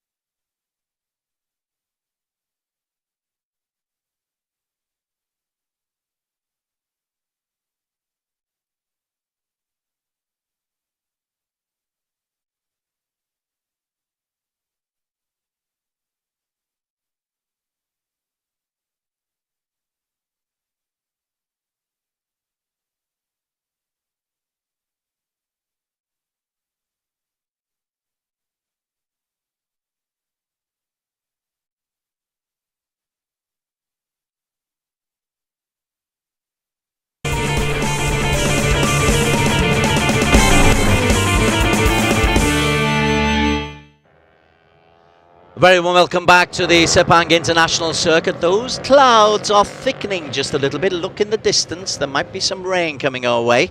There has been some rain in this part of the world around about 3 or 4 o'clock for the last couple of days, so keep an eye out for that. Des Corkill alongside Barry Russell bring you the Asia Road Racing Championship. 2 fabulous races already gone in our 32 degrees partly cloudy conditions. We've got 3 more races to come. Next up will be the Asia Production 250cc Championship. Let's have a look at what happened in qualification. In qualification, Andy Mohammed Fadley, Barry Russell, is the man who's in red-hot form. A P1 and a P3 in Buriram, and fastest by quite some margin here. A full 6/10 faster than anybody else on the circuit. It's been a perfect outing for Andy Mohammed Fadley so far. He's led all 3 free practice sessions, and he really put the hammer down and ended up with almost a second gap on his teammate Aiki Iyoshi. Ray Ratakore was out on the circuit as well, as once we got into the real dirt of the qualification period, Ratakore would come himself into P4. Bike 123, Razor Danica, who had himself a race win in the first race of the season. Razor Danica only P6 here for Astra Honda Racing Team, and Astra Honda, for once, Barry, left trailing a little bit behind the Kawasaki's. They were, and that surprised us through yesterday and this morning, because we really thought with Razor Danica coming in on identical points with Andy Fadley that he would be on the front row at least, but he wasn't able to touch it, and nor did any of these. They're not short of talent, these riders, but let's see what they can do in the race. Aiki Iyoshi will provide some Kawasaki protection as the onboard camera shows us a little bit of the excitement, a little bit close to the action. Bike number 96, Anji Setiawan, the best of the Yamahas. He came 3rd in qualification with a 2:26.4. That is 9/10 of a second down on Andy Mohammed Fadley. So this is the man who will be taking pole position. And barring a catastrophe, this is one where you think that Andy Mohammed Fadley, who's a previous champion at 250, he's odds on today, isn't he? He is. He wants to run away with this one. He thinks that Aiki will back him up, be his wingman for this race. I'm sure that's the plan, and it's a very doable plan. What I'm really impressed with, because the Yamahas are not so fast. We heard in the press conference on Thursday, Ray Ratakore talking about this. So, but there's the man in pole, there's the man in control. Andy Mohammed Fadley, bike number 108, easy to pick out in the Kawasaki green. This is the Sepang International Circuit. We see it so often, Barry, and I always focus upon the 2 long straights, but it's a fabulous circuit. Where do you think are the particular danger points for the bikes? I think the turn 1 is really challenging, and looking at where you've got the crests and the direction changes, those are really challenging, because you go over, the bike goes light, you have to change direction. Those parts are difficult. It's really technical. Yeah, you're right, we do focus on the straights, but let's see. Okay, let's go down to talk to Daniel, and let's see if he can get some words of wisdom from Andy Mohammed Fadley. Thank you so much, Des. You join me now at the grid for the AP 250 race 1 for this weekend, and now we are at pole position with Andy Mohammed Fadley. So Andy, it's a pole position for you in this run after you missed out in round 1. So how do you feel now going into this race, knowing that your teammate is right beside you? Yeah, of course, start from pole position is very happy, and my teammate also start in second, so it's very important for me to get the start to try to win. All right, good luck, Andy. And we're gonna go down the grid now. We're trying to get to the 3rd row. We have a couple of more riders we'd like to have a word from, because we had a good performance from the riders back here, but we have some interesting stories, and let's try to get a word from Pierre Watt. So we got Pierre Watt here with the Honda CBR 250RR. So let's start and get a word with him. So Pierre Watt, you had a pole position in round 1, but it seems that you. Oh, sorry, apologies. Yeah. So Pierre Watt, you had a pole position in round 1, but so far this weekend it seems that you've struggled to reach the front a bit. what's your target for this race, and have you fixed the issues that you've had? พอดีว่าวันมาซ้อมเนี่ยผมไม่ได้มาขี่ที่นี่ประมาณ 2-3 ปีแล้วครับแล้วก็ไม่มีเซตติ้งเก่าๆอยู่เลยวันนี้ก็ได้เซตติ้งมาค่อยๆดีขึ้นเรื่อยๆตามลำดับและวันนี้ผมคิดว่าสามารถจะขึ้นไปไฟท์กับหัวแถวได้แน่นอนครับ Could you translate that first? I haven't raced in this circuit for about 2 or 3 years, but the whole setting is gone. So, but somehow I and my team somehow managed to fix it, and I think today I can fight with the foreign group. All right, thank you so much, Piawat, and good luck for the race. And let's go next to Piawat. Right now, we have none other than the local rider, Muhammad Muzakir. So, Muzakir, one thing I noticed first of all, it's a new bike, a CBR 250. So I think that's already a challenge for you this weekend. But I would like to ask, the last time you were here was 2020, with this bike, of course. What is your message to all your fans from here? Okay, I just want to say that it's a not easy weekend for us, and I didn't expect that Honda is really tough bike to ride, but we make good progress in every session, and yeah, I just want to say to all fans out there, just came here tomorrow. We have another one race. Come here and support us. It's free, no charge or no ticket, so just come. Support us. Thank you, Daniel. Thank you so much, Muzakir. And back to you, Desenberry. Daniel Bugas, the one-man wrecking machine, making his way through the pit lanes to get us the interviews, and a bit of marketing work there from Muzakir Mohammed. Thank you both, gentlemen. Barry, interesting. Piawat, you've got a little bit of tie. I mean, what's your impression on Piawat's thoughts at the moment? Well, he was talking about his setting not being quite right. It was really surprising because he's a rider we usually expect to see on the front row of the AP 250 grid. He's quite an accomplished racer. He's come a long way through the Honda Talent treadmill, but he hasn't put it quite together yet. And by the way, the translator there was none other than Ratapark Willarot. Not bad to have him as your sidekick. As for Piawat, he got himself a P2 in Buriram in race number 1, followed by a did not finish. This is Ayaki Ayoshi. We've rather ignored Ayoshi because the Kawasaki of Fadley, Andy Mohammed Fadley, was so quick. Ayoshi posted a 1:26, 1:99, 3/10 quicker than Angie Setiawan, who was the fastest of the Yamahas. Yeah, and those I'm impressed with those Yamahas. They are a little bit off the pace of those top two Kawasaki's, but the Yamaha's a slower machine, and I think hats off to Angie Setiawan and Ray Ratakuri for putting their bikes where they are. Yeah, Ray Ratakuri is in P4 in the green livery of the one XOX TKR racing team. Then you've got 3 Astra Honda racers. Adananta, who was so impressive without picking up the points he deserved in Buriram. Reza Danica, who of course was very impressive with a P1 and a P3. And Herjan Atna Ferdhaus. So the Astra Honda racing team, for once, not really on the pace. They're in 4, 5 and 6 at the moment. We'll go through the full grid in just a moment. This is the formation lap ahead of the Asia Production 250cc qualification. Andy Mohammed Fadley and Reza Danica lead the championship ahead of Rafi Topam, Ray Ratakore in 4th, Piawat in 5th on 20 points. As we have a look at Sepang and those gathering clouds, let's have a look at the starting grid. Andy Mohammed Fadley on pole, 6/10 quicker than Ayoshi, his teammate on the Kawasaki Ninja.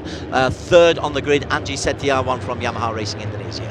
Yeah, P4, a very determined, gritty Ray Ratakuri. 5th, Adananta Putra, who'd be looking for a result. Very promising rider. Reza Danica, former champion and joint championship leader. Yeah, onto the 3rd row of the grid, the 3rd of the Astra Hondas. This is Herjan Atna Ferdhaus, who doesn't get the publicity perhaps of the others. Piawat on P8 in the middle of row 3. Muzakir Mohammed for 1XOX TKR Racing Team on the Honda CBR 250 in P9. And P10, Rafid Topan Suchipto, who took P2 in race 2 at Buriram. And Akid Aziz, a kid making his way very well through this field, and Aldi Satya Mahendra. Idlan Hakimi, one of the young Malaysians alongside Kal Vietnam, who'll be looking to improve or get another top 10 place. Fitran Sekete for LFN Indonesia Racing Team in P15. And next in P16 we've got Setu Rajiv, followed by his teammate Sendil Chandra Sakaran and Firdaus in P18. Yep, P18 was there, Firdaus for Idemitsu Bunsu Honda Racing Team. So Yamaha's in 3 and 4, Kawasaki's in 1 and 2, Honda's just about everywhere else apart from Aldi Setya Mahendra. Aldi Setya, whom I'm a big fan of, but he had a P4 last time out, but he didn't have the best of qualification at 2:28.3. Did you see anything wrong, or was there a problem with Aldi Setya? Was it just he's a young lad who's sometimes inconsistent? I think it's probably that. During free practice he was there or thereabouts. He never quite got as close as he would have liked to have done to the top of the timesheets, but I think in a race he's going to be a good one to watch. What's surprising though, I mean, the Honda has been for some years now the choice of the out-of-the-box best bike you can have in this class, but the fastest is in P5 at Ananta for the start of this race. That is surprising. 18 starters for today. We've got competitors from Indonesia, India, Malaysia, Vietnam, Thailand and Japan. The Asia Road Racing Championship. As we have an onboard camera. Who were we on board with in the 250s? Who was it yesterday? It was Piawat. So Piawat it is again today. Red flag is out, just waiting for all the riders to get into the start position. It is cooler out there, it's still not quite 30 degrees, which is quite a relief, I suspect, for some of the racers and for the pit crews as well. Usually track temperatures are so high at this time as they're clearing the grid. So wait for the red lights to go on. And when they go off, we will be underway. An 8-lap race, AP 250, flying start from Andy Mohammed Fadley. Any doubts whatsoever that this is his race to lose are just jettisoned by the way he's made the start there so quick. Angie Setiawan has gone alongside with him. Reza Danik has made a decent start as well, but Andy Mohammed Fadley, he flew off the starting line there, Barry Russell.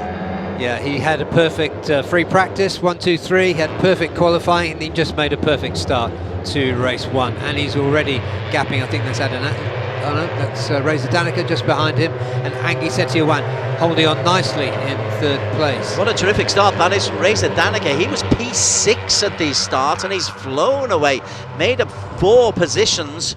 Poor old Ayoshi has dropped from P2 down into P4.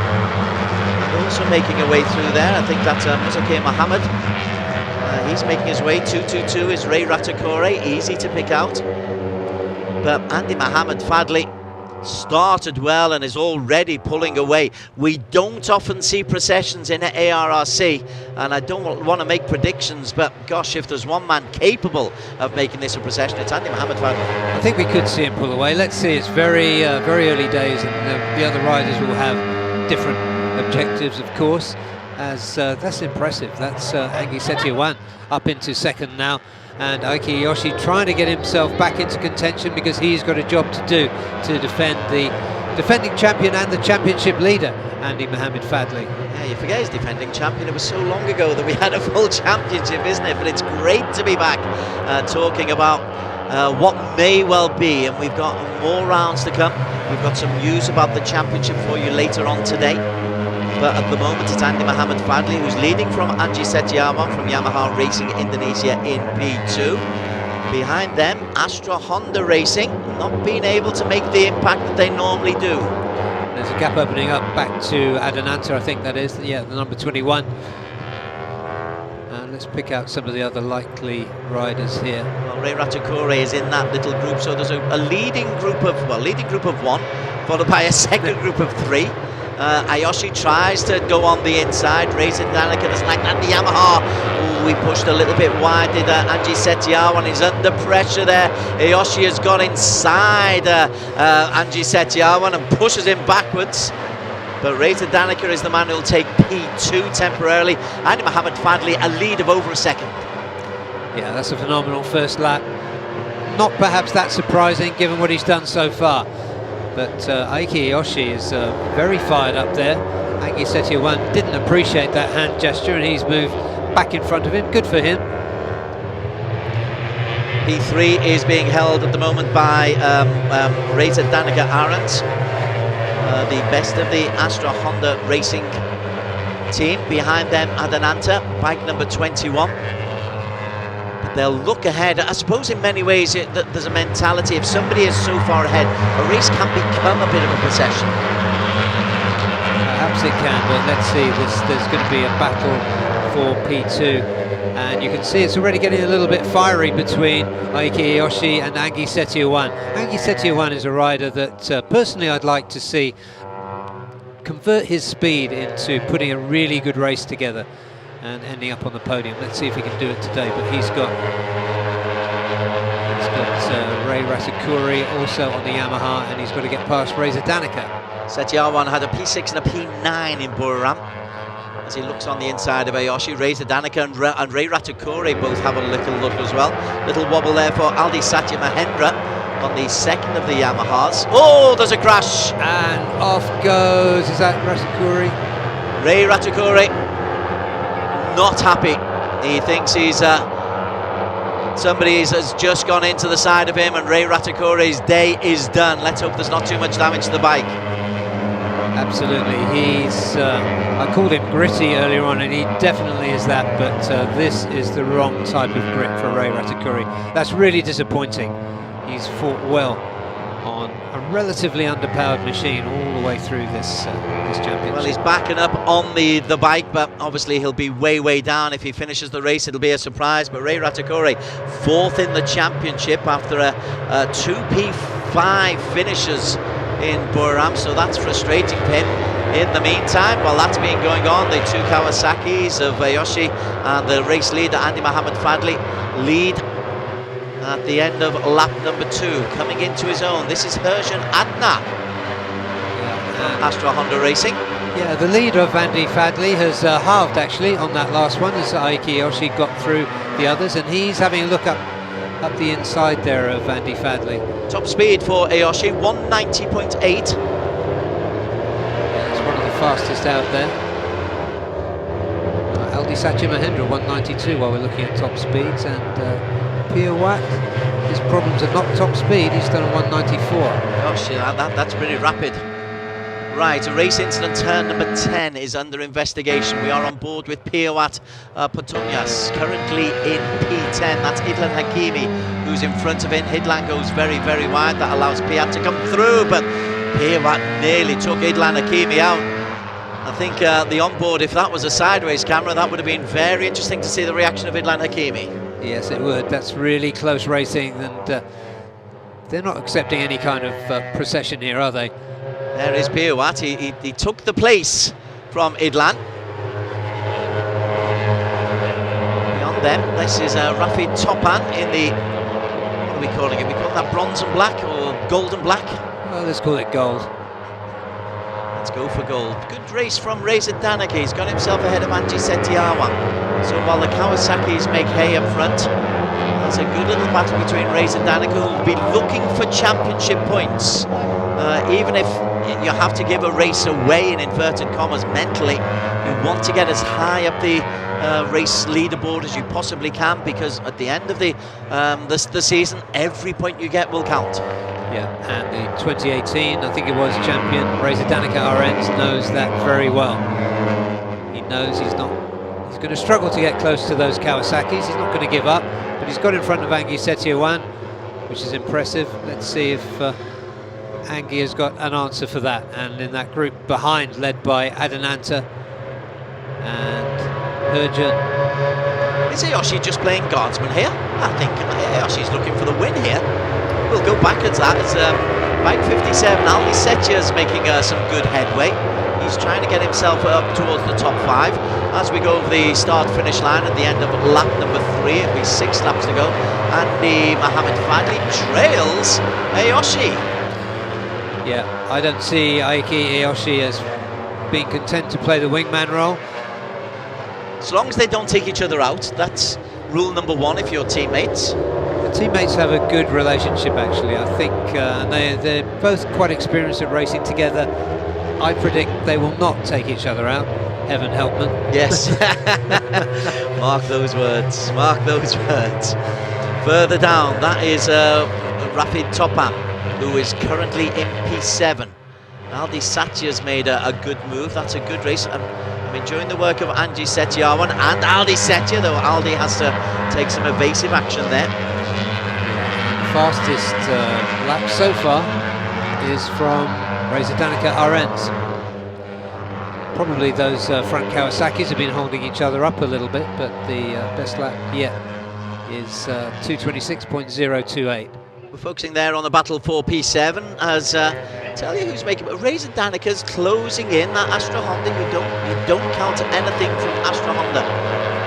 They will have tweaked what they possibly can just to try and make up a little bit of time. And Reza Danica, he's only a second down on those front two, and looks like he's making some progress. Yeah, he's currently the fastest bike on track, just about. What was his last lap time? At 2:26.0. 2:26, almost dead, yeah. Again, we focus on Rafid Topan. Rafid is third in the championship, a P4 and a P3 in Buriram.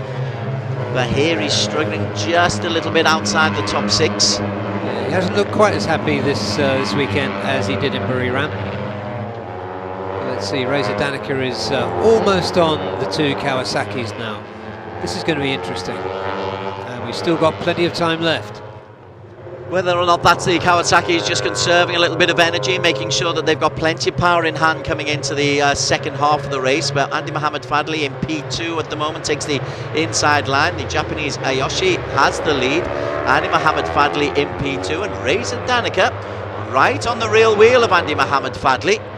And as they go over the start-finish line, Reza Danica has a little cheeky look down the inside of Andy Mohamed Fadley. And that Kawasaki garage does not look absolutely thrilled.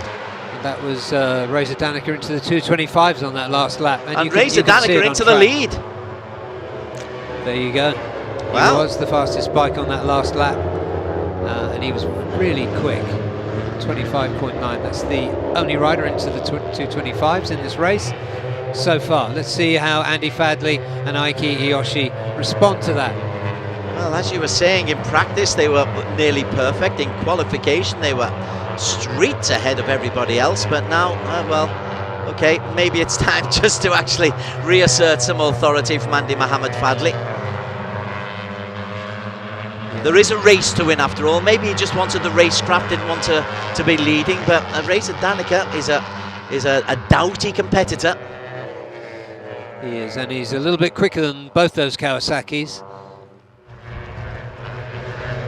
And the resources of the Astra Honda and pit crew as well. They'll have tweaked everything they possibly can just to try to reduce what was the gap between Reza Danica at a 2:27.1. So he was nearly a second and a half down in qualification on Andy Mohamed Fadley. And here he comes again. Making a race of it, going up the hill at corner number 9. There are 4 full laps to go. So just beyond halfway.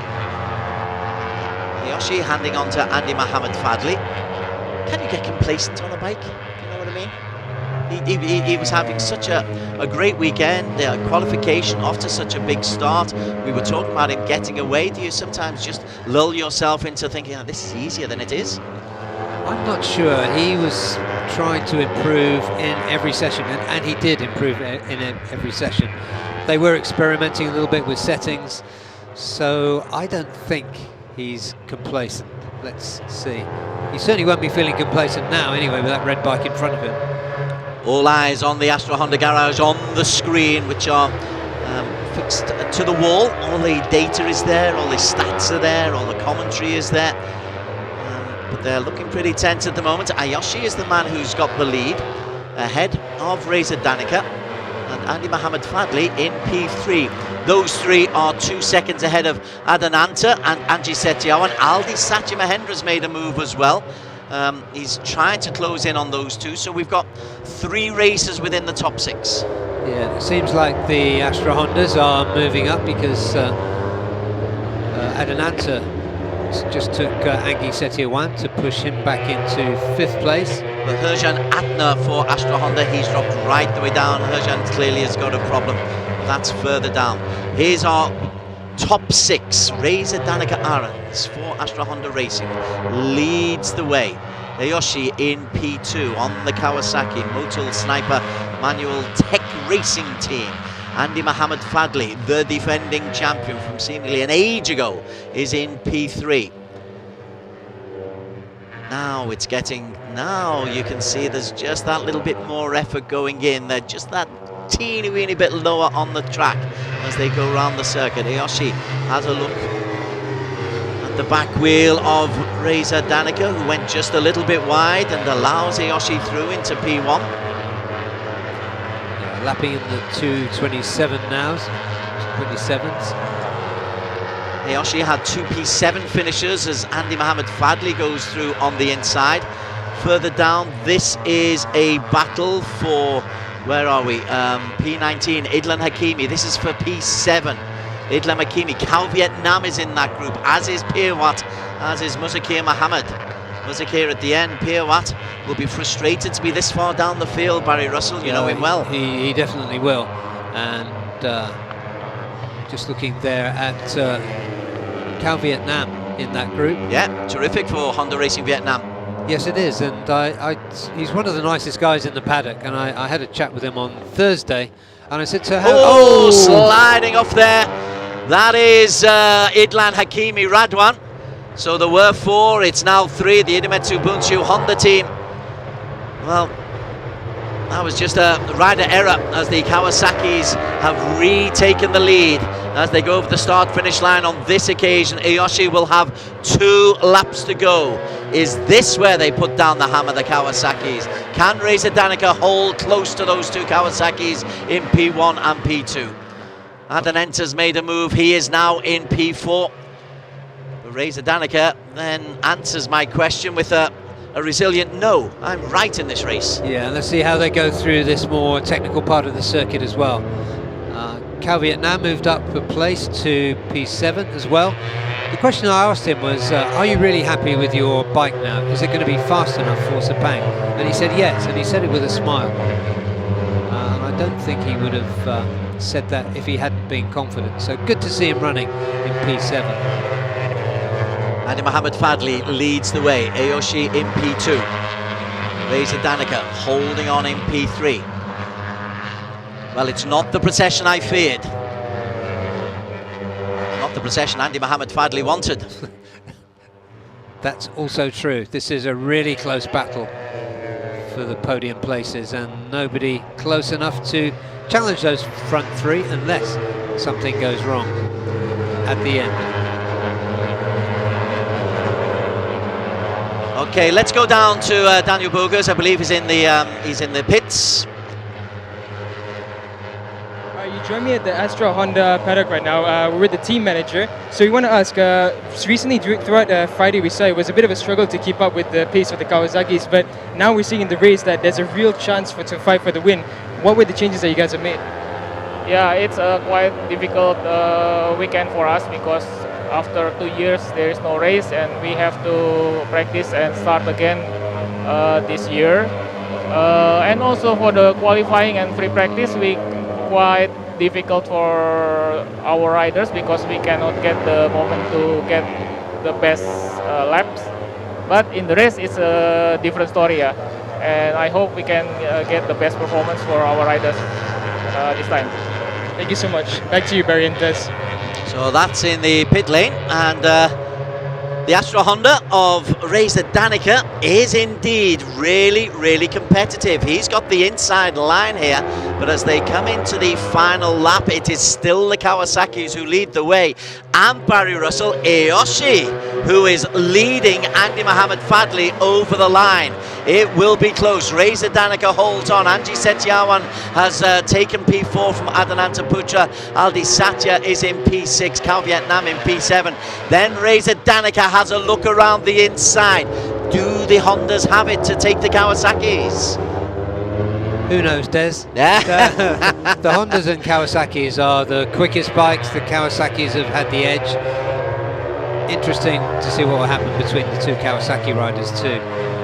Angie Setiawan is looking okay in 4th place. He's being challenged by another Astra Honda, Adanantas, and behind him it's a little bit strung out, with LD Satya Mahendra running 6th. This is the battle at the front though. The Kawasaki's, Ayoshi and Andy Mohamed Fadley leading the way.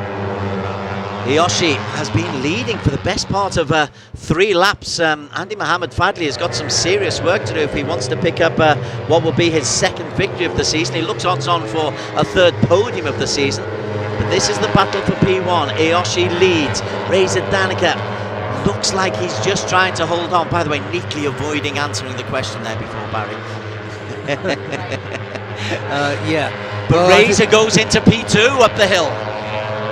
Yep, there he goes. So now we have a sandwich, green with a red filling, although, oh, it's now an open sandwich. Andy Mohamed Fadley just making sure he was not going to be left behind by Ayoshi. A P3 would be unthinkable for him after his weekend, but a P2 is looking... Ayoshi is looking really strong at the moment. Andy Mohamed Fadley's got an awful lot of work to do.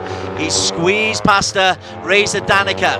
Now then, Ayoshi has the lead as they come down the penultimate straight. Behind them, Adananta is having a great battle with Anji Setiawan. It's Ayoshi who's leading the way. Fadley on the grass. He's gone wide. But now then, Reza Danica has the inside. Reza Danica tries to hold it. Andy Mohamed Fadley goes in. Ayoshi is pushed wide. Andy Mohamed Fadley will come through and take the victory. Reza Danica in P2. Ayoshi in P3. He left it late, but he did it superbly. He took advantage. That was so clever. He was in a really difficult position. It did look as though Ayoshi would have the advantage. As we look at Piawat coming across the line now in 7th place. But Andy Mohamed Fadley, he was in P3 midway through that race. He was part of that sandwich. He squeezed his way past Reza Danica Arans, and then when it came to the final, the penultimate straight, he was on the grass. He was really straining everything, but he pushed both races wide and managed to pick up his 2nd race win of the season. Yeah, that was impressive. I think in his mind, he's just got this mindset when he knows he can win. And it got scrappy at the last turn, and he took full advantage to get through by half a second at the end. Yeah, both races were pushed pretty wide. I think Ayoshi and Reza Danica were looking at each other, but Reza, that's a very good performance from Reza Danica. When you consider the qualification lap times were 1.5 seconds adrift, the pit crews have done a terrific job there. Confirmation of the final result. Andy Mohamed Fadley on the Kawasaki takes the victory, half a second clear of Reza Danica Arens and Ayoshi in P4, Adanantra for Astra Honda Racing, Anji Setiawan on the Yamaha in P5, Aldi Satya came from P12 to take P6, Piawat be frustrated, but the Honda CBR 250 in P7, head of Muzakir Mohammed for 1 X2X TKR Racing Team. Cal Vietnam, another top 10 finish, another 7 points on the Honda, ahead of Rafid Topan. Akid Aziz hasn't really picked up the pace so far this season. Setu Rajiv picking up the victory in the Battle of India against Senthil Chandrasekaran. Fitriansa Kete and Ray Ratikore. Ratikore did finish despite sliding off. Firdaus Hamdan also finished the race in P16. Idlan, he crashed out, we saw that. Herjan didn't finish. They're the 18 starters, 16 finishers. The victory going to Andy Mohamed Fadley.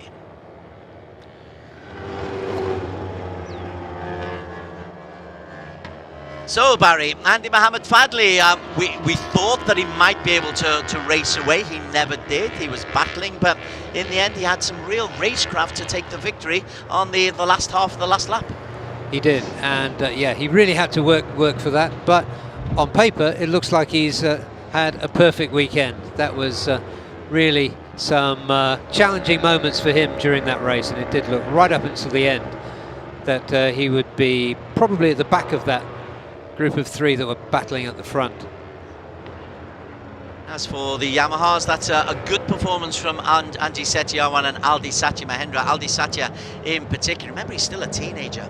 He's still a young lad, Aldi Satya, learning race by race by race, so to come into the top 6 is pretty good. But the Kawasaki is looking very, very strong And Andy Mohammed Fadley, yeah, just another day at the office, he says. But no, he was panicking for a little while. Yeah, he would be. This isn't in the script that I planned for this weekend, but let's see what happens tomorrow, because we'll have other riders back in the mix that didn't come to the end here. Hakimi, Ray Ratakuri looked as though he would have something to say about this race before he was helped into the gravel. But there is a theme emerging to this AP 250 season, and it's going to be Andy Mohammed Fadley and Reza Danica Arans. On each of the 3 races we've had so far, they've both been on the podium. And now Andy Fadley will consolidate a 5-point lead. 16 finishers. Adelante will be happy to get a P4. 13 points for him. He had 2 did not finishers after racing pretty well, if I recall, in Buriram. Yeah, I think he was a turn 12 victim at Chang International, wasn't he? Yeah. There we are, all hugs and smiles from the Moto Sniper Manual Tech Kawasaki team. But they'll know that Astra Honda Racing improved so dramatically from qualification to race number 1. They'll be working extra hard overnight just to try to bring the differential down again tomorrow to give Reza Danica an opportunity to have P1 rather than P2. Yeah. And again, just listening to what Andy Fadley says off camera, he knows how good Reza Danica is. He does really see him as his main rival. That's going into the scrutineering area. As we see Daniel racing around. Daniel Boogers is our trackside commentator. He's racing around trying to get activity from the interviewees down in the Parc Fermé. Yeah, this is the all-important stage where the bikes and riders are weighed together to make sure everything's in order. It's not all glamour motor racing, is it? There's an awful lot of this. There's an awful lot of the engineering, of the checking, and the getting yourself in perfect condition. Okay. Let's head down to Daniel and let's see who we can talk to. So you joined us at Parc Fermé for the AP 250 race with none other than Aiki Yoshi. Aiki, at the start of the race we saw that it was a bit, you were gapped a bit by your teammate Andy, but near to the end you were fighting with him, and at the last turn there was an incident. Tell us what happened there. Yeah, today race was very good race, but good intense battle. But final corner, crazy, every like crazy, but enjoyed was race. Tomorrow race 2, more pushing, more improve. I'll do my best. Thank you. Thank you so much, Aiki. And in second place we have Reza Danica. So Reza, earlier on throughout Friday we thought that the Kawasaki's were going to pull away, but you managed to break their rhythm and you came in second with an amazing last turn move. So how was that race for you? Yeah. First, I say Alhamdulillah, a little bit struggling for this weekend for us, especially for me during qualifying, also free practice. But in the end, at the race, coming better and finally back to podium again. And I will try more better and more confident for tomorrow. Thank you. Thank you so much, Reza. And the race winner for the AP 250 race 1, we have none other than Andy Mohammed Fadley. Andy, you've been so dominant all throughout the practices and qualifying, and in race as well, you were so strong, but your teammate as well as Reza were putting a challenge. But at the last lap, you managed to pull away. So how was the situation in the race for you? Yeah, in the race the fighting is very nice with Aiki and Reza, but I have some strategy for the last lap, and yeah, I'm so happy to win race 1, and I want to say thanks to my team, Motul Manual Tech Sniper. Thanks for the hard working. We have another one race. I will try to win again. Thank you so much, Andy. And back to you, Desenberry.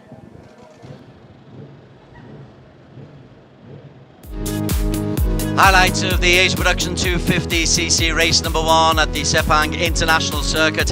Andy Mohammed Fadley, bike number 108 in the green Kawasaki. Fastest in qualification, fastest off the line. And Barry Russell alongside me. There's Corkill. We thought that Andy Mohammed Fadley would race away, or at least I did. You were a lot more sceptical. You thought that the Astra Honda Racing team would pull that gap back. A little bit, just because of the quality in that Astra Honda garage. But just at this early stage in lap 1, you could just see Andy pulling away a little bit. I think right at the end of the lap, as they moved into lap 2, that gap started to close up, and there you saw a little bit of a disagreement there between Angie Setiawan and Aiki Iyoshi. Angie Setiawan fought really well in that race. First man to go out though, Ray Ratakore sliding off front end, and then Iyoshi, having been involved in that contretemps with Angie Setiawan, he went into the lead, and I think that caught a little bit Andy Mohamed Fadley by surprise. And Reza Danica, bike 123, he was right on the tail end of Andy Mohamed Fadley, and suddenly a 1 second lead. It was looking a little bit glum in the Kawasaki garage. Yeah. Reza Danica stalked his way up to get himself in touch with those front 2 Kawasaki's. Once he was there, and threatening for the win. Idlan Hakimi, he just slides out, gets it completely wrong, loses the front end. He would go on and actually finish the race, but that was frustrating for the Idemitsu Bunchu Honda team. Back up to the front, we're on to the final lap here, and this is this is the move that Andy Mohamed Fadley makes to get himself back into the lead. Going up the hill, he's in 3rd place, and then he squeezes his way through back into P2. By the time we're at the end of the long straight, he's got the inside line. Iyoshi is pushed wide by Reza Danica. Andy Mohamed Fadley goes on to take his 2nd win in 3 races. Reza Danica picks up his 3rd podium in 3, and poor old Ayuki Iyoshi has to be content with P3 for his 1st podium of the season. So well done by Kawasaki, and I've got to say Reza Danica really impressed, because having seen to be way off it, you know that Astra garage as much as anybody. There's a lot of talent in there. They will have been working beyond overtime. Absolutely they would, and you could hear from Daniel's interview with the team boss there that he was very candid, I thought, in that we haven't been here for a couple of years. It's been quite hard to get back on the pace, but they're so professional, so accomplished, and that was a wonderful performance.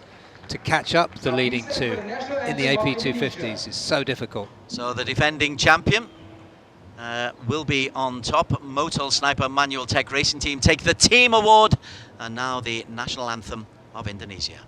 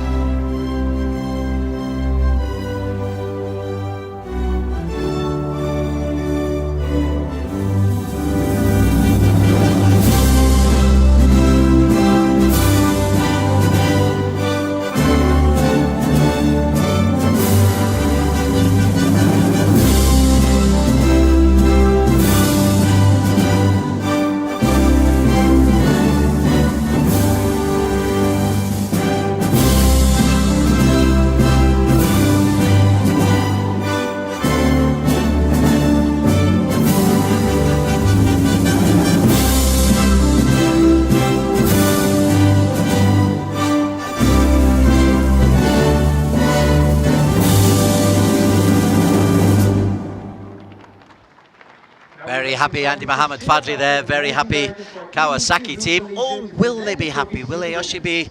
I didn't quite get his mood. How frustrated was he to be pushed off into P3? Yeah, I think he was. He fancied that race. We see him receiving his awards from Shinsan.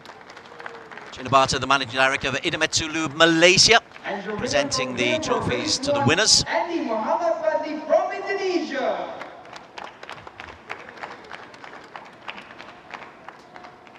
Now we would like Thanks to the sponsors, of course. Motor racing, as much as any sport, requires the sponsorship and the support, because it's not cheap.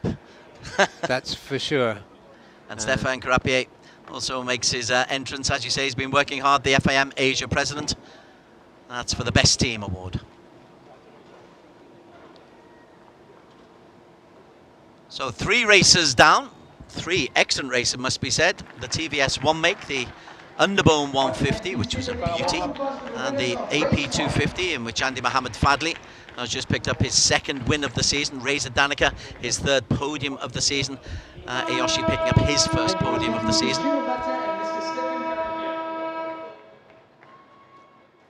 Let's have a confirmation of where we are on the overall championship standings, and it will be, as Barry suggested, a 5-point lead for Andy Mohammed Fadley, ahead of Reza Danica Ahrens, Rafid Topan on 39 points. So those two look like it's going to be their season and a battle for the title between them. Ayoshi on to 35 points, Pirwat on 29, Anji Setiawan and Aldi on the Yamaha Racing Indonesia bikes 28 and 27. Ray Ratakore, who picked up just 1 point today, he's on 23 points in 8th.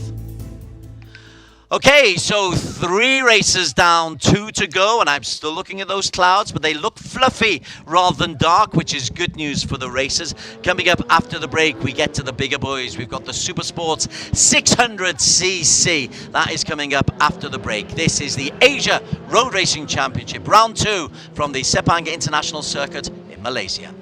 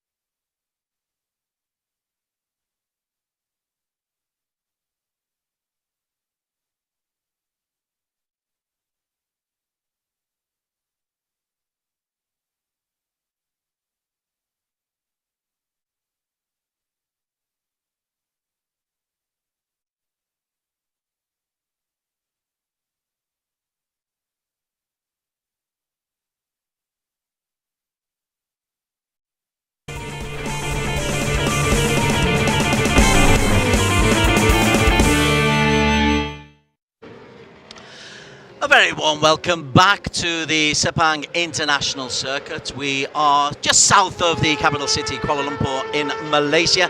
It is round 2 of the Asia Road Racing Championship. The round 1 was from Buriram in Thailand. Today we are in Malaysia, and we carry on throughout the rest of Asia. We'll reveal the calendar later on. Coming up next, we've got the Super Sports 600cc Championship, in which Helmi Azman is the leading rider in the championship with 45 points ahead of Ibrahim Noruddin. Let's have a look at the best of the qualification that took place earlier on today. And this is bike number 32, Helmi Azman, a P2 and a P1 so far for Helmi so far this season. And today, though, he was a little bit off the pace. He could only manage a P5 because Well, bike number 55, Galang Hendra, he was in pretty good nick as well. Oh, Galang Hendra, only a 2:11.008, real problems for the Honda Racing Thailand team. Bike 66, Ibrahim Noruddin from SIC Racing. He wasn't at the top of his game. In fact, it was a strange old qualification session, Barry, in that the people we expected to do well didn't. Andy Farid Izzahar, the man who coming out fastest.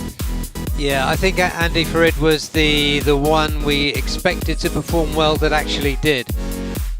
We were looking at Helmi Asman through free practice. He looked really strong, and you have to say, notwithstanding that qualification performance, he's looking like a much more accomplished Supersport rider this season than we've seen before. But Powie, good to see him back at the top after his injury problems, coming back strongly to come into P2. Problems though, going into the circuit, into the dirt was Fairozi for Yamaha Racing Indonesia. But the man who was fastest was Andy Farid. Karel Idampawi would take P3, bike number 89. This was a last gasp attempt from Helmi Asman to try to get himself up into the top 3. It would fail, so he's in P5. Ratapong Willarot in P6, Nakarin in P4, Azroy Hakim Anwar in P3, Karel Idampawi in P2. But that, the man who is leading the way is bike number 27.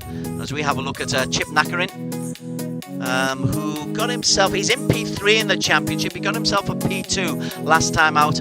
I know you're a big fan of Chip, Barry. Yeah, I did, although I don't think he's really quite on the pace as he should be.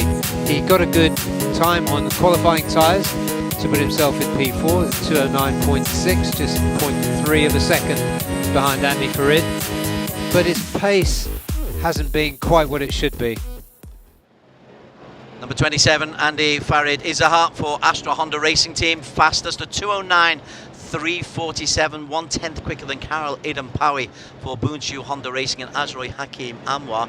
Now, Karel Idampawi, interesting. It's been great to get Karel Idam back onto the track at Supersport 600. He disappeared into Europe for a while, having been an ace as a kid.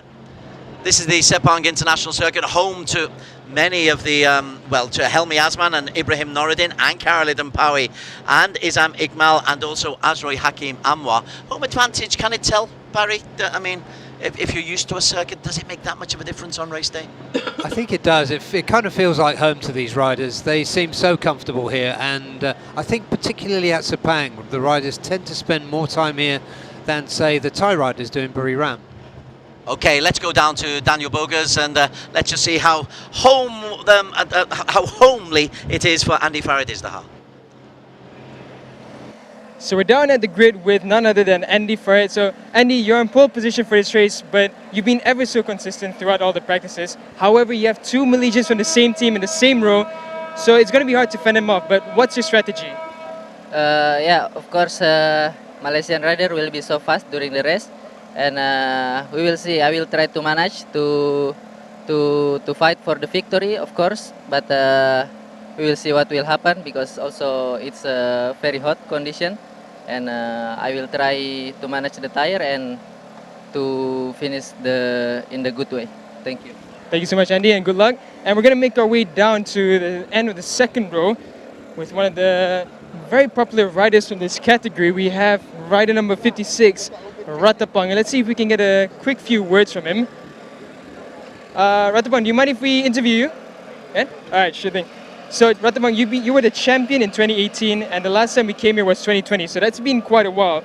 But you had the last time you had a DNF here in race 1, and we were P4 in race 2 in 2020. So do you feel that there's any difference coming back here now compared to last time?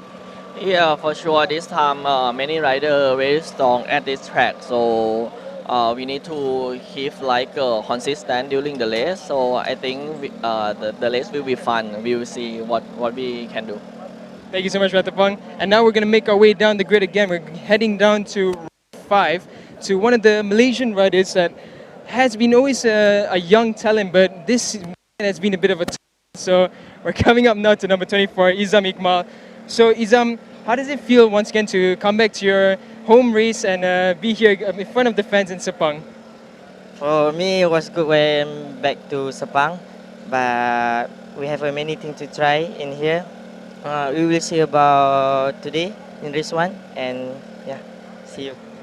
Izam, one more question, because I wanted to ask, I noticed that you were struggling a bit in the first free practice, but you seem to get the bit of the rhythm in free practice 3 as well in qualifying. Do you think you've got what it takes to catch up with the big guys at the front? For me, we have a good qualifying for today. We have many things to try. I hope can catch in the front group today. Thank you.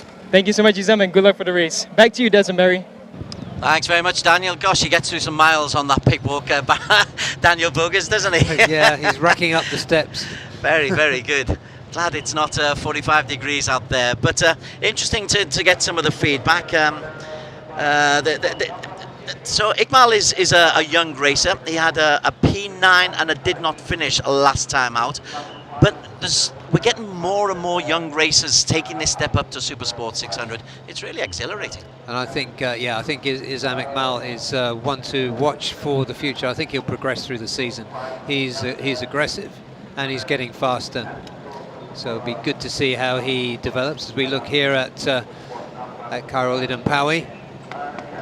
Khairul Idampawi, who made his return with 2 P5s, 11 points in each race last time. He's second on the grid. He was just 1/10 of a second off the pace then. So let's look out for the Boonshu Honda of him and Azroy Hakim Anwar. Azroy Hakim was one of those who missed both races in Buram due to being held in quarantine because COVID was at its height then. Delighted to see him back on the circuit. You and I both had a little bit of COVID in after Buram as well. Yes, we did. Thank you, Des. But we're here to tell the tale. which is good news. Bike number 89 is Khairul Idampawi. I'm a big fan of Khairul Idampawi. Really waiting to see if he can make the most use of this Honda. He's on the Honda CBR 600. Yeah, he was impressive in qualifying. Those Boonshu Hondas, well, you've got P2, P3 and P5 on the grid. And I expect Helmi Asman too, although he was perhaps further back than we thought after the free practice in qualifying. I think he'll come through strongly in the race. Condonai had a difficult time in qualification. He's right at the very, very back of the grid. You can see him there. Didn't set a qualification time, the EST UT Racing team. His first trip here, there's privateer Thai team. It's good to see them here having a crack at it. He blew a valve in his engine yesterday, so they've changed the engine. But good to see him here, and he will learn a lot from being on the grid with these guys. Yeah, it was spectacular blowing of the valve as well, wasn't it? Let's have a look at the starting grid. Andy Farid Izdahar with 1 race win to his name so far. Astra Honda Racing on pole position. Alongside him, Khairul Idampawi, Boonshu Honda, and Azroy Hakim Anwar, same team. And row 2 led by Nakarin Atira Puvapat, Chip Nakarin. In the middle of the second row, Helmi Asman, and outside Ratapong Willarok. Ratapong is a former champion, of course, the best of the Yamahas. On to row number 3, Ibrahim Noruddin, currently P2 in the championship, 2 podiums in Buram. Irfan Ardiense for Astra Honda Racing, don't discount him. Don't count out Galang Hendra Pratama either for Yamaha Racing Indonesia. And Krichapong Kausonti from Honda Thailand on the outside. We're just jumping to the back where we were just talking about Condonai, the Thai privateer, having a good crack at it. Izam Iqbal and Fairozi, the 2 other racers on the grid. Fairozi, Yamaha Racing Indonesia. I enjoyed watching some of his work in the One Prix season last year, where he was racing underbone, some very, very tight karting circuits, and he was making mincemeat out of the rest of it. He had a great season on the smaller bikes, but stepping up onto the bigger bikes, it's a completely different sport, isn't it, once you go from 150s into the 600s? Yes, it is, and good example is Helmi Asman. He leapfrogged straight from underbones to 600s as well, and did it nicely. If you remember that the bike he jumped onto was the old Honda. Now he's on the new one, and he's developed a lot as a character and as a rider in this class. So Helmi Asman, let's see what he can do today. And Chip Nakarin, I've got doubts about his pace. I know we're friends, and you often refer to that, Des, but I don't fancy his pace. I really hope he proves me wrong. I'm just saying, I didn't see Rossly out there. Maybe we'll, when they come onto the grid for the second time, Rossly, who did post a qualification time, I didn't see him on the Yamaha Racing, bike number 36. This is, though, bike 89, Karel Idampawi. Alongside him is Chip. Slow or quick. Coming through, Andy Farid Izdahar. Yeah, those riders who likes to come to the grid late, so he's not standing still for too long. Okay, about to get underway. Race number 3 of the season, race number 1 of this particular round. Everybody's happy with the riders' positions. It's a bit of a wait, the red lights are on. And we are underway. It's a solid start for Andy Farid. But next to him, Karel Idampawi got off to a bit of a fly, a bit of a wheelie, slowed him down just a little bit. Nice and congested, but Andy Farid Izdahar's made a rock solid start. Although on the inside, that's the green there, that's not Izam Iqbal, is it? Izam getting that far up? He couldn't have made that good a start. Let's check, because I'm having a double take here. Izam Iqbal has, wow. What a start that is from Izam Iqbal. That's phenomenal. He has come from way, way back and has made a flying start. We ought to get Daniel to interview him more often. That is phenomenal. I mean, he is aggressive, and he's having another pop back at Andy Farid as he went past him.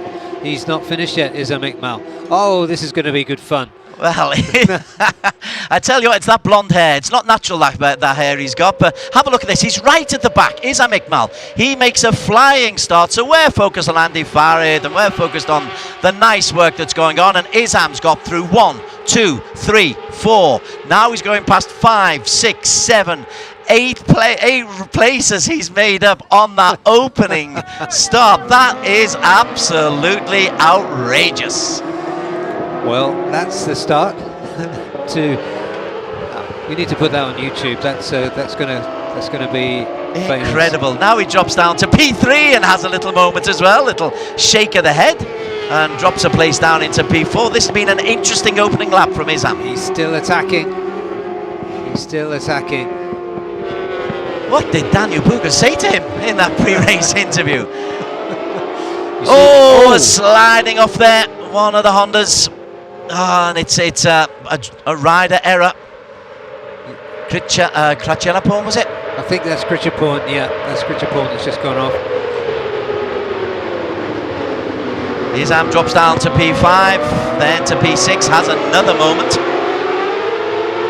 As we go back to the rider who did fall out, but Andy Farid Izdahar is ignoring everything that's going on around him. Karel Idampawi has been brought alongside him. Izam is back amongst them. If Krachelapon is confirmed as the man who's gone out, Rossly did not start, did not make the start line. Yeah, and it's Pawi bothering Andy Farid, and Helmi Asman closing, I think, on them. Let's see what happens. But Andy Farid was quick on that lap, much quicker than the rest of the field, as all that Izam-induced chaos was going on behind him. It was. There's the reason for the chaos of Izam. He's dropped down into P5 now, but gosh, it looks like he's fighting that machine. Really trying to play it. He's got Irfan Ardianta in front of him, Ratapong Guilarot, whose Yamaha seems slightly underpowered by comparison. He's dropped down to P7. Ratapong is a former champion, is the Thai champion, but the Yamaha doesn't quite seem to have the pace of the Hondas. So we got Andy Farid still leading. Yeah, Irfan in number P4. I think it's wise for the director to keep on Izam, because we're getting a highlight reel in our own time here. Izam was involved in a little bit of fisticuffs there. He did start around about where he is now. As he's gone right the way down. That's Helmi Asman down, right the way down in P9, P8. So he must have made a mistake, because he crossed the line in third. But a little break by these two at the front, Andy Farid and Pawi. There'll be many people in Malaysia and beyond happy to see Khairul Pawi back on this kind of form as he goes through, indeed. Absolutely. Azri Hakim Anwar doing his best to keep pace. And Pawi takes the long way round, and Khairul Pawi will actually have the lead from Andy Farid Izzahar as they come through. 8 laps to go at the end of this. It's a 10-lap race, so 20% done, and Khairul Pawi has a lead from Andy Farid. Azri Hakim isn't a million miles away. Ibrahim Noruddin and Irfan Ardiancia having a good scrap for P4. As you suspected, Chip Nakarin doesn't have the pace to keep up with the front men. He's in P6 ahead of Helmi Asman and Ratapong. Izam is back down to P10. Yeah, we've got a fastest lap here from Ibrahim Noruddin too. Khairul Pawi leads the way. Azri Hakim is striving manfully to keep up the pace with the front two, and he'll come under pressure from Ibrahim Noruddin. Ibrahim is a rider who grows into races so often. He's not really been figuring, and then suddenly in the last latter half of race, Ibrahim will suddenly appear amongst the front runners, and he's done that here. He's just on the tail end here of Azri Hakim Anwar. Andy Farid in P2, Khairul Pawi in P1. Ibrahim was very candid in his self-assessment during the press conference, and his comments were reflected when I spoke to Zulfami Khairuddin as well, his team boss, who hadn't heard his comments in the press conference but relayed them exactly. He needs to control his aggression in the early stages of the race and let the race build, not just try to get to the front immediately. There's plenty of time. We've got 8 laps to go, and he's looking very good now in that 4th position. Yeah, fascinating to see what's going on. Everybody looking at the screens in their particular garages. Khairul Pawi has the lead. Bike number 89. A 2:10.261 was his last lap time, which is not the fastest. Ibrahim Noruddin, a 2:10 flat. Fastest lap out on the circuit at the moment. Seems problems for Helmi Asman as we stay with the front there. Noruddin has just attached himself very nicely onto the back of those front 3. Khairul Pawi is overtaken. He gave a little bit of a toe to Andy Farid Izzahar. You've got 4 very, very good racers in 1, 2, 3, 4 at the moment, and they'll be jockeying for position over the next 4 or 5 laps to get themselves in prime position for the final lap onslaught, because this is not going to be decided early. No, these are all experienced racers. They're really quick. They're all ambitious. There are 3 Malaysians, 1 Indonesian rider in this front group. And, right then, Ibrahim Noruddin has just edged himself ahead of Azri Hakim Anwar. He's got himself into P3. He looks settled on the bike, low centre of gravity, knee very, very close to the floor. He's got a good riding style, as does Khairul Pawi. Yes, they do, and this is exactly what Ibrahim was aiming to do, I think, to let the race come to him. Yeah, he's kind of eased himself into it. Khairul Pawi has lost the lead. Andy Farid is the new race leader. And then look at that, Azri Hakim Anwar says, hey, don't forget about me. I can race as well. Behind them, Irfan Ardiancia and Helmi Asman. Helmi struggling just a little bit, as is Chip Nakarin, as is Ratapong Guillerot, who's way out of the reckoning. Got some work to do on those Yamahas. Yeah, talking about the quality at the front, but the quality further down as well. Galaghendra. yeah. And we saw what Izam can do, and Kondanai, well, they'll be looking just to try to make sure the bike is good ahead of round 3.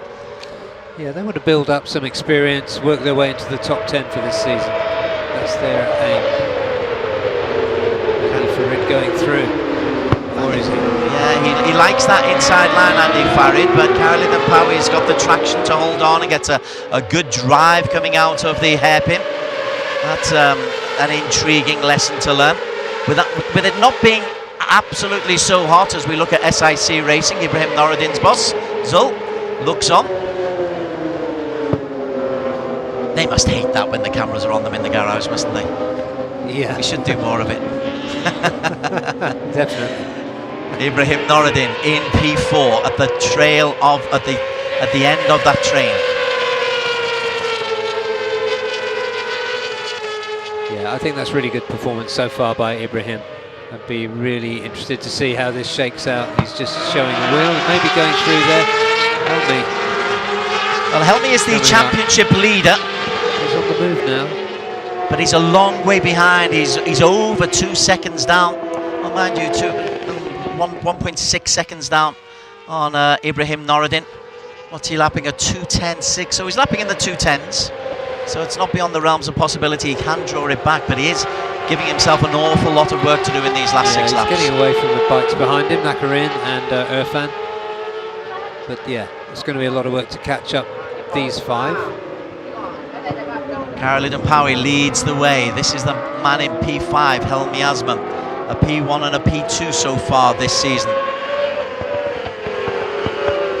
What's his split time? A 29.5, so he's not significantly quicker than his rivals. He's as quick, but not significantly quicker. He needs to maybe just press on the gas in the next lap and a half or so to get closer to the front 4. Yeah, we got 6 laps. That's quite a lot round Sepang. Behind him, Chip Nakarin and Irfan Ardiansa. The front 4, though, is being led by Khalid Mpawi. And look at that, Azroy Hakim's got himself up into P2, and there's been a mistake there from Andy Farid. Andy Farid's lost a little bit of ground there, and he's dropped down to P4. Yeah. Can only imagine there was a slight error. There was almost a touch there between Ibrahim and Pawi as they went through, but Ibrahim now into P2. That's 2:10.6 on that lap. The 2 Bunchu Hondas, they make their way nicely into P1, P2. Pawi and Azroy Hakim. Are you seeing a problem with Andy Farid? No, he's got himself back. He can only, maybe it was just a mistake he made. Maybe he went wide, but he certainly lost a lot of ground, Andy Farid. Yeah, I didn't see the error, but let's see. Will he? No, he's caught back up now. Andy Farid at 2:11.5, where everyone else was 2:11 dead. So he lost half a second on that last lap, which when it's this congested can drop you from P1 to P5. Helmy Asman not being able to make up any ground whatsoever. He's still over a second and a half down. But as you say, trying manfully to get back into it. Chip Nakarin also trying to get back into it as well. Ratapong has been overtaken by Galang Hendra in P8 and P9. Ratapong just coming into view at the tail end of that shot. But this is the real race. I think you might have it right, you know. Helmy is creeping up on the front 4. Yeah, I think this self-belief that Helmy's acquired in the last season or so is good, yeah. It was 2.8 down, then 2.4, then 2, now 1.1. Yeah. Yeah, and he's got 5 laps to go. There's a reason why we put you in the experts chair, Barry Russell, isn't there? Oh God, is this the experts chair? Fascinating battle. Not exhilarating, fascinating. The riders are, I think, just testing each other out. Where's good? Khalid Mpawi has been largely in the lead, but he's letting his teammate Azroy Hakim take some of the heavy work on at the moment. Then he goes back into the middle, and then look at that, Ibrahim Noureddin goes through the inside. Ibrahim Noureddin will temporarily take P2, will lose, and it's a good drive off from Azroy Hakim. Fascinating that the drive from the wide part of that circuit down the hill seems to be the best way to take that hairpin. Yeah, and the Honda against the Yamaha too. It was that was quite an interesting thing to see. As you say, Des, this is kind of an absorbing race at the front rather than breathtaking, but I feel that will change in around 7 minutes or so. The Yamaha of Ibrahim Noureddin in P3 for SIC Racing. This is their home circuit. This is he's done many laps around this circuit. Ibrahim Noureddin, there he is in P3 behind the Bunchu Hondas. Such a famous name in Supersport 600cc ARRC history. Fadley Farid falling off the back of that group. Yeah, he is, isn't he? He was talking on the grid about conserving his tyres. Perhaps he has a problem. Hopefully not. But he might find himself falling into the clutches of Helmi Asman if he continues his progress. Let's see. His last lap time was a 2:10.9, so there's no appreciable reason or the falling off, but he is falling away. Indeed, he's under pressure now from Helmi Asman. Helmi Asman, the championship leader. Andy Farid, who had a P1 and a P12 in Buriram. And there is the battle for P4 now. And Helmi, you wisely counselled that 6 laps is a long way to go, and now there's 3.5 left to go. And Helmi has caught on to the tail end of Andy Farid Izdihar. Let's go down to Daniel, who's in one of the pits. Okay, you joined me at the SIC Racing Team pit with none other than Zulfami Karidin. So, Fami, what happened this morning? Because we noticed that Ibrahim wasn't able to come out for a while. So, could you tell us a bit what happened? Yeah, we have issue this morning with the bike. The bike wasn't ref very clearly. So, yeah, we decide to call the Yamaha team support to check our bike, and finally we solved it. And Ibrahim managed to went out for the last 20 minutes of the qualifying. And yeah, the starting grid for today, we start from P7, and it wasn't the best position to start, but I'm happy that he is fighting for the win. Thank you so much, Fami. Back to you, Desmond Barry. Yeah, good decision to go down to that pit lane or that pit garage, because there's the man who really has thrown a little bit of the cat amongst the pigeons. Andy Farid was expected to do well, but Andy Farid's now in the dim and distant background as Ibrahim Noureddin takes the lead for the first time with 2.5 laps to go. And he's looking comfortable out there, Barry Russell. Yeah, he has let the race come to him. So that's it's really interesting after his comments on Thursday about having to control his aggression and excitement at the start of the race, but he's done this like a real veteran. Karol Idampawi is now the man chasing, and behind them you've got Azroy Hakim Anwar. They have got a 1+1 second lead over Andy Farid, who's got to worry about Helmi Asman now. Helmi from Bunchu Honda. Yeah, nothing between them now, and Helmi will be having, at the moment, P4 in his sights. I think to challenge for the podium is going to be a stretch. Still a chunk of time to go, but yeah, Ibrahim has timed this one very, very nicely. Still a lot of work to do, but he wasn't involved when the first group broke away, the first 3. But then he got himself latched onto the back of that opening train, and now he's leading with we're coming to the tail end. It'll be 2 laps to go after this hairpin, and they come to the straight, and his lead at the moment is 0.3 of a second, but Karol Idampawi loves this kind of challenge. Oh, he does. Let's see what that gap is as they come over the line, because it's the all-important drive from these bikes. Nothing much between the Yamaha and the Honda at that time. A 2:09.9, fastest lap of the race from Ibrahim Noureddin, but then he loses the lead in that long straight, but he is posting some pretty quick times. Fastest time of fastest speed so far, 254 kilometers an hour from Karol Idampawi. So it's Pawi who leads from Ibrahim. Azroy Hakim still holding on in there, Azroy, who missed race number 1 and 2 with quarantine issues. Ibrahim comes through. Neatly done. This track is so wide that Pawi's coming straight back, or trying to. Tell you else who's coming back. Andy Farid Izdihar's reattached himself to the back of that little group. And it just laying low for 3 laps. As you say, perhaps just looking after his tyres.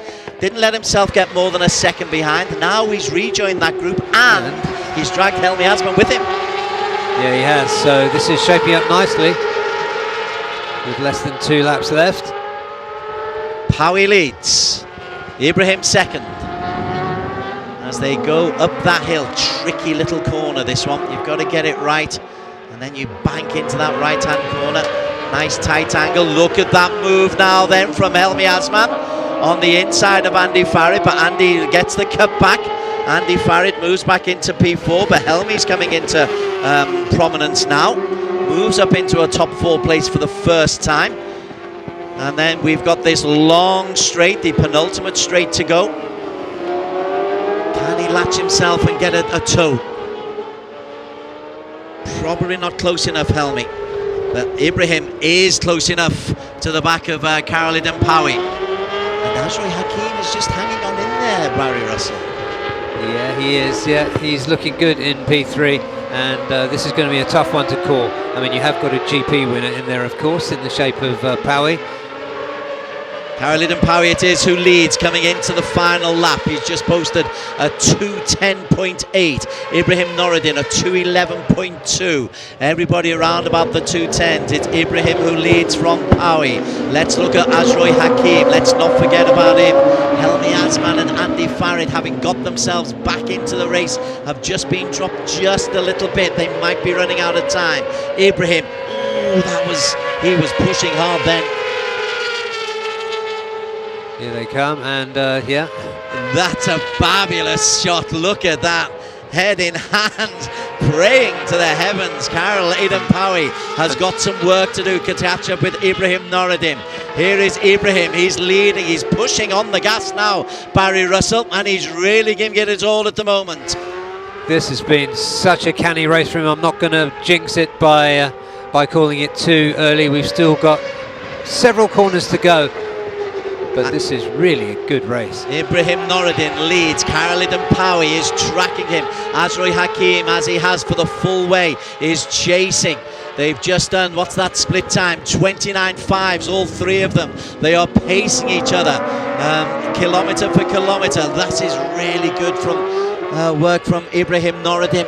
He's got himself his biggest lead of the race so far, and Karol Idampawi's got some serious work to do at the moment. Ibrahim Noruddin, has he timed this to perfection? We've still got these long straights for him to worry about. He's trying to get a little bit of a gap so that he can't give a toe to the men behind him. It's Ibrahim Noruddin. So far, so good. Now comes the decisive moment. Has he been able to get away? Zulhelmi thinks he has. Look at this. Ibrahim Noruddin is stretching that lead. Karol Idampawi cannot get close. Ibrahim Noruddin has got this final hairpin to do. Noruddin keeps it nice and tight. Pawi goes wide, and look at this. Ibrahim Noruddin, as predicted by Barry Russell and Zulhelmi, the victory to Ibrahim Noruddin, and it was beautifully done. That was a fantastic race by Ibrahim Noruddin. That's exactly what he knew he was struggling to do psychologically, and it's exactly what his team boss Fahmy. I don't know if you saw him on the pit wall then, but he was ecstatic. I'm sure we'll have another look at that. Fantastic to see young Ibrahim get that victory. Azroy Hakim would come in for P3. Helmi Asman for Andy Farid dropped way off the pace to finish P5. Nakarin Irfan, Galang Hendra Ratapong down in P9. Izam Iqbal, who gave us such entertainment at the start, down in P10. Kondanai has yet to finish. He's one lap down. But your winner, having just raced it beautifully.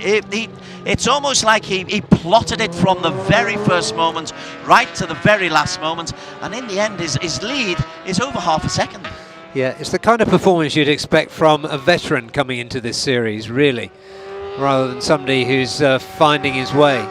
But he's arrived as a racer. That was such an accomplished ride by him against fantastic quality competition, a Grand Prix winner included.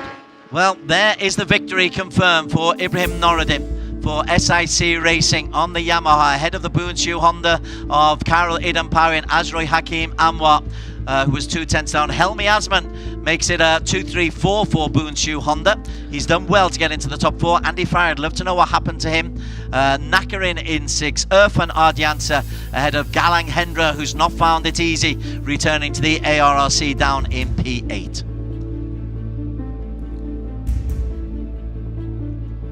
Ratapong, Willerop really struggling for the pace. Yamaha Thailand racing team, they've got some work to do.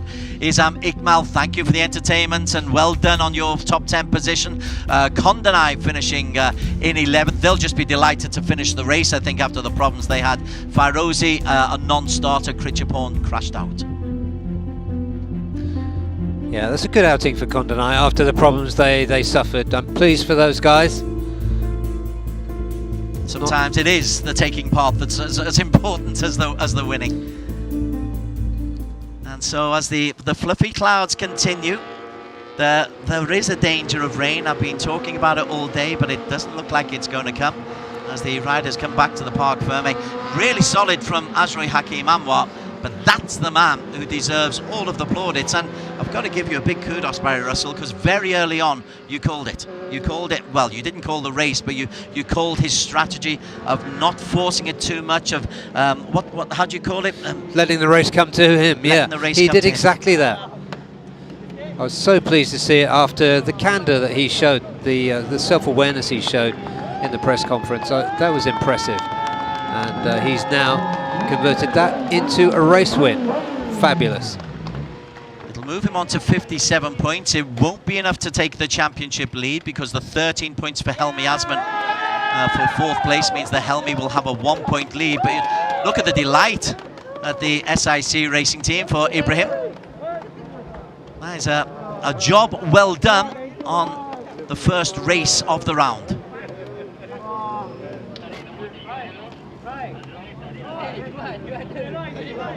Azroy Hakim comes under the radar once again, but having missed the first 2 races of the season, he'll be happy to get a podium. Yeah, that was a really nice race from him too. He was there all the way through, threatening, and in the end settled for P3. And Helmi Asman made the best of it. He was clearly having some problems earlier in the race. But I'd love to know what happened to Andy Farid, because at one stage it looked like he was racing really well. Then he went off the pace. We pondered whether or not he was actually just looking after his tyres. But in the battle with Helmi Asman, he actually missed out on P4, and having started on pole, only came P5. All right, let's go down to Daniel and let's find out some of the insights from the riders themselves. So we're down at Parc Ferme with none other than Azroy Hakim Anwar from the Bunsu Honda Racing Team. So Azroy, that was a hard-fought race, and we really thought you and your teammates would be able to pull away, but there was a challenge and it was hard-fought. So what happened in the race for you? Okay, first I want to say Shukar Alhamdulillah, thanks to my team Bunsu Honda for preparing a good bike for me. And in the early weekend I was struggle a little bit, but in the end in the qualifying I get help from my teammate Helmi and Kairedam, and I was thankful to them. And in the race I thought that Andy really fast, but then I saw Andy dropping lap by lap, and I saw Kip and Ibrahim was pushing, and I only can see them, cannot overtake because maybe I'm not stronger. Then in the last lap, I know Ibrahim will pull away and fighting with the Kip, and also everybody know Kip is strong rider and really good braking. But I didn't manage to pass him in the last corner. But yes, thankful for the P3, and we will try for tomorrow race. Thank you so much, Azroy, and congratulations. And in 2nd place, we had, of course, one of the great riders from Malaysia. It is Khairul Idam Pawi. So, Pawi, that was an amazing race. You were leading for a lot of the laps, but near to the end, we saw Ibrahim really charging. And on that last lap, I thought you were gonna be able to catch up, but he just pulled. What happened in the last lap? Yes, for example, in the second last lap, I was a lot of warning in the front. I was trying to save from the front because I was closing. Then in the end, yeah, I knew he was behind me, and then I just tried to block, and then finally he go, and then after that I tried to catch up, but in the end I have no feeling in the front in the last lap, and if I was behind him, for sure I try in the last corner. Thank you. Congratulations, Pawi. And the winner for race 1 for the Supersport 600, we have none other than Ibrahim Noureddin from SIC Racing Team. So Ibrahim, in 2020 we saw you and your brother dominating the field here, but now you're on your own, and honestly that was an absolute masterclass of a last lap. Did you save your tires till the end to make that move, or was it just something that happened in the moment? Honestly, it was a hard and good race at the same time.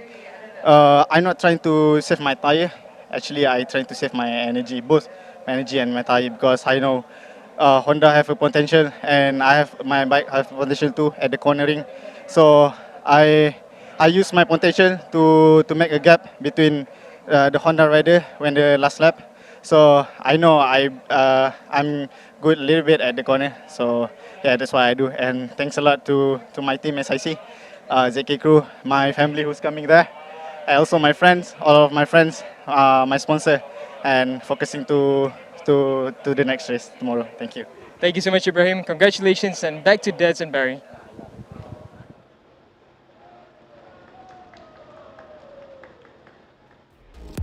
Highlights from a remarkable Supersport 600cc race 1 at Sepang International Circuit.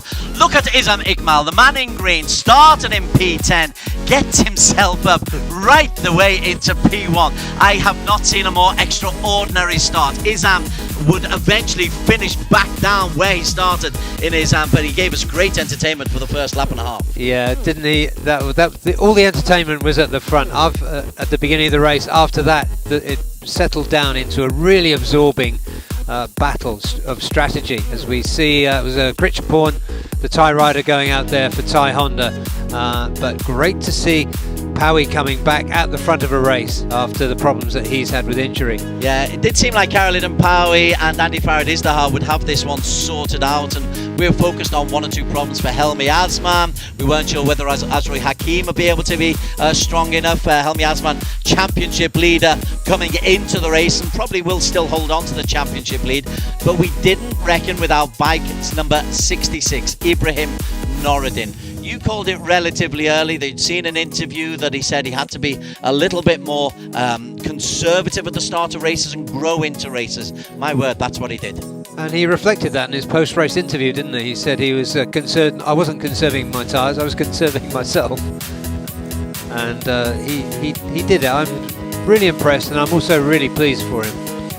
You can just see sometimes when a rider psychologically takes a step up, his speed was never in doubt. And there's his team manager, bike number 66. When it came to the final lap, though, what we thought would be a shootout on the final corner, well, Ibrahim had actually demolished the field by this time. He made himself so far away, he wasn't going to give a toe to Karolidin Powie or to the man who came third, Azri Hakim Anwar. And in the end, this was a comprehensive victory, a half second, and the victory cheer from Zulhelmi on the pit wall as well. So a first win of the season at Supersport 600 for Ibrahim Noureddin, but it's his third podium and he's a real championship challenger. Yeah, isn't it nice when a plan comes together? It certainly is, and that was a plan, and it was beautifully executed. That's really Hakim Anwar. He had a plan as well. Very, very consistent. Top speed of 254, which was arguably the fastest in the race. SIC Racing Team. Yeah, it was a mature performance by Azroy. But what a performance from Ibrahim Noureddin. This is his circuit. A mature interview once as well. We'll talk more about that after the Malaysian national anthem.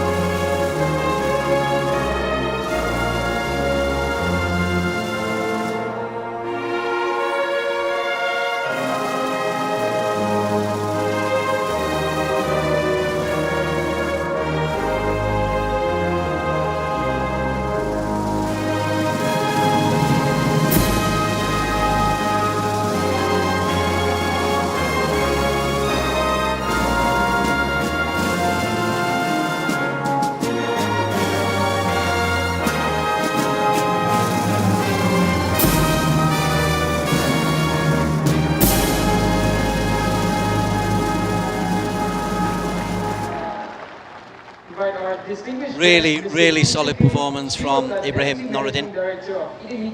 The prizes will be handed out by Yuzuki Shirota, the Deputy Managing Director of Idemitsu Lube Asia Pacific. Again, our thanks to the sponsors for supporting the Asian Road Racing Championship. We're delighted to be back for what we hope will be our first full season since 2019, 2020 and 2021. Written off sadly thanks to COVID, but thankfully sport is coming back. Caroline Powie, he's coming back as well. Yeah, also one of the nicest things about this race, I think. It's a high-class field, this Supersport 600. Noruddin taking it, but you've got Caroline Powie, Azri Hakim, Helmi, Andy Farid, Chip Nakarin, even Ratapong, who's a Thai champion. Today is all about Ibrahim Noruddin. Stefan Karapier, the FIM Asia president, handing out the driver trophies, and there's one for the family album. Ibrahim Noruddin, SIC Racing on the Yamaha, takes the victory from Caroline Powie for Boonshu Honda and his teammate Azri Hakim.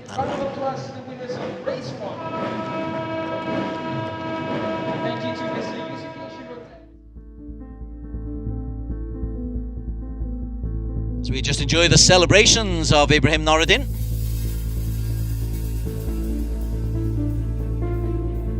Championship standings, Helmi Asman leads by just a single point from Ibrahim. This is going to be a good title chase, because don't count out Caroline Powie or Andy Farrett. Love to know what happened to him. We'll find out later on. Chip Nakarin in 5, Irfan Ardianta 35 points in 6. Galang Hendra, he's going to come good at some time on the Yamaha in 7.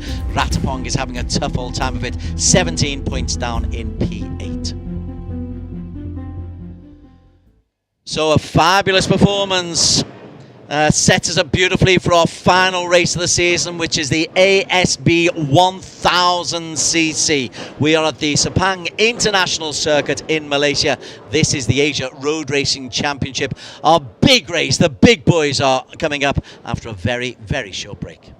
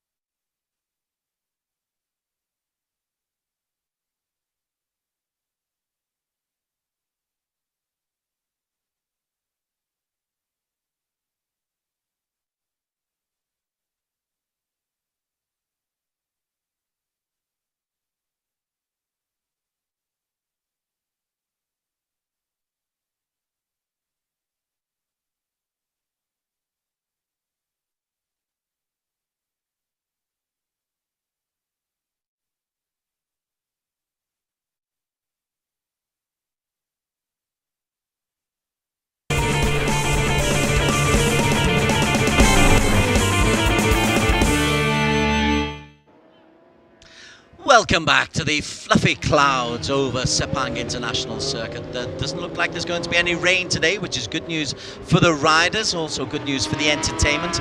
This is the ASB 1000cc about to come up next. Getting behind myself, Des Corkill alongside Barry Russell in the commentary box for you from round 2 of the ARRC. And coming up, let's have a look at the best of the highlights from qualification for the ASB 1000. There's a really good group of racers coming here. Titipong Warakorn is an absentee today. He's not at the circuit, I'm afraid to say, but that doesn't mean we're short of some star names. Anupam Sarmoon putting in a 206.3. Anytime you're getting close to 205, you're putting in quick lap times here. Definitely, and we've seen several times over the last 2 days the rider in front there, Haruki Noguchi, spring from nowhere to the top or close to the top of the timing screens. This Japanese rider has come in like a storm to the Asia Road Racing Championship ASB 1000. This is Kazma Daniel, who would really surprise everybody by right at the very death getting the fastest lap time at 205.2, which means he will be on pole position. Again, he's a local lad. You often think that we've criticised him occasionally in the past for not taking the sport seriously enough, but my word, he's taking it seriously today, as is Zakwan Zaidi. This is always the man to beat at Sepang, particularly on this bike, particularly in the form that he's in. So for Kazma to actually get the better of Zakwan, it's a great performance. It was impressive, and it came right at the end. It was one of the most exciting qualifying sessions I've seen, and decided by just 15 thousandths of a second. Fabulously if done. You know what that looks like. This is the teamwork between Gary Salim and Zakwan Zaidi. Zakwan would pick up P2. Gary Salim, though, wouldn't be able to get inside 207.2. A tough old day at the office, though, for Aslan Shah Kamrazaman, 208.4. The BMW seemed to struggle a little bit. Anupar would eventually come in on the Yamaha, second best of the Yamahas. His teammate, Apiwat, they seem to be joined at the hip. These two guys have been following racing long enough to know that they really are good teammates. P2 to Zakwan Zaidi, but as you said, pipped by 15 thousandths of a second by very short amount of time from Kazma Daniel right at the end, despite that little wobble. Yeah, he could have been in the he could have been 205 dead were it not for that. That was a scary little moment, and they look at the time. I'm looking for the reaction on the pit crew, and now they realise, oh, he's quick, he's pole, they say. Thumbs up indeed to Kazma Daniel. So it's looking set fair. In the overall championship standings, Zakwan Zaidi leads the way with 45 points. Apiwat Watanan is in P2. That was at Buriram. This is Sepang. We're in Selangor. It's a clockwise circuit, 15 turns, 5 left, 10 to the right. It's a popular circuit because it's a nice wide circuit, cars and bikes, but there's so many awkward little driving points here. Yeah, one of the things I love about the width of this circuit is it gives more than one quick line through the turns, and I think for motorcycle racing it gives the riders a lot more options for overtaking. Okay, let's straight away go down to the pit lane where Daniel Boogers is waiting to hand out some interviews. So I'm down in the grid now for the ASB 1000 riders, and let's try and chat with some riders once again, because it's always nice to get a bit of information from the riders while they get the mindset for the race coming up ahead. Let's go first and foremost with Kazma Daniel, the Dragon Boy as well, as he's known by. So Kazma, you had a great qualifying session, and the last lap you set the fastest lap time. So I would like to ask, how do you feel with your bike coming into this race right now? I feel same like qualifying, the great bike. But just now for the race, and also the condition in the track was really hot right now. So I'm just hoping to can manage the bike until last lap. Thank you so much, Kazma, and good luck for the race. And let's head next to Kazma. We have his fellow Malaysian rider, Zakwan Zaidi. So let's try to get a few words from Zakwan. So Zakwan, qualifying was a bit unfortunate. You just got pipped by the slightest margins by Kazma. But with that said, you're not far off at all. So what's your strategy knowing that Kasuma's pace is good? My strategy, I try to for sure I want to lead and try for sure I want to win this race. But we need to know, maybe race will be fight. For sure with Kasma also fast rider, I need to try to manage the tire, and until the end I will try to attack. Okay, thank you, Zakwan, and good luck for the race. And let's go next to Zakwan for the last position on the front row of the grid.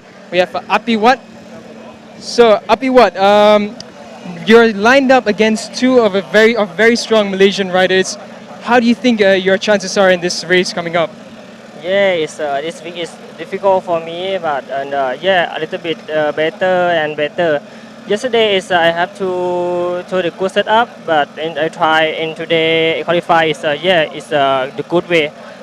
I hope in the race I think is I can do the podium, but if I for the front group.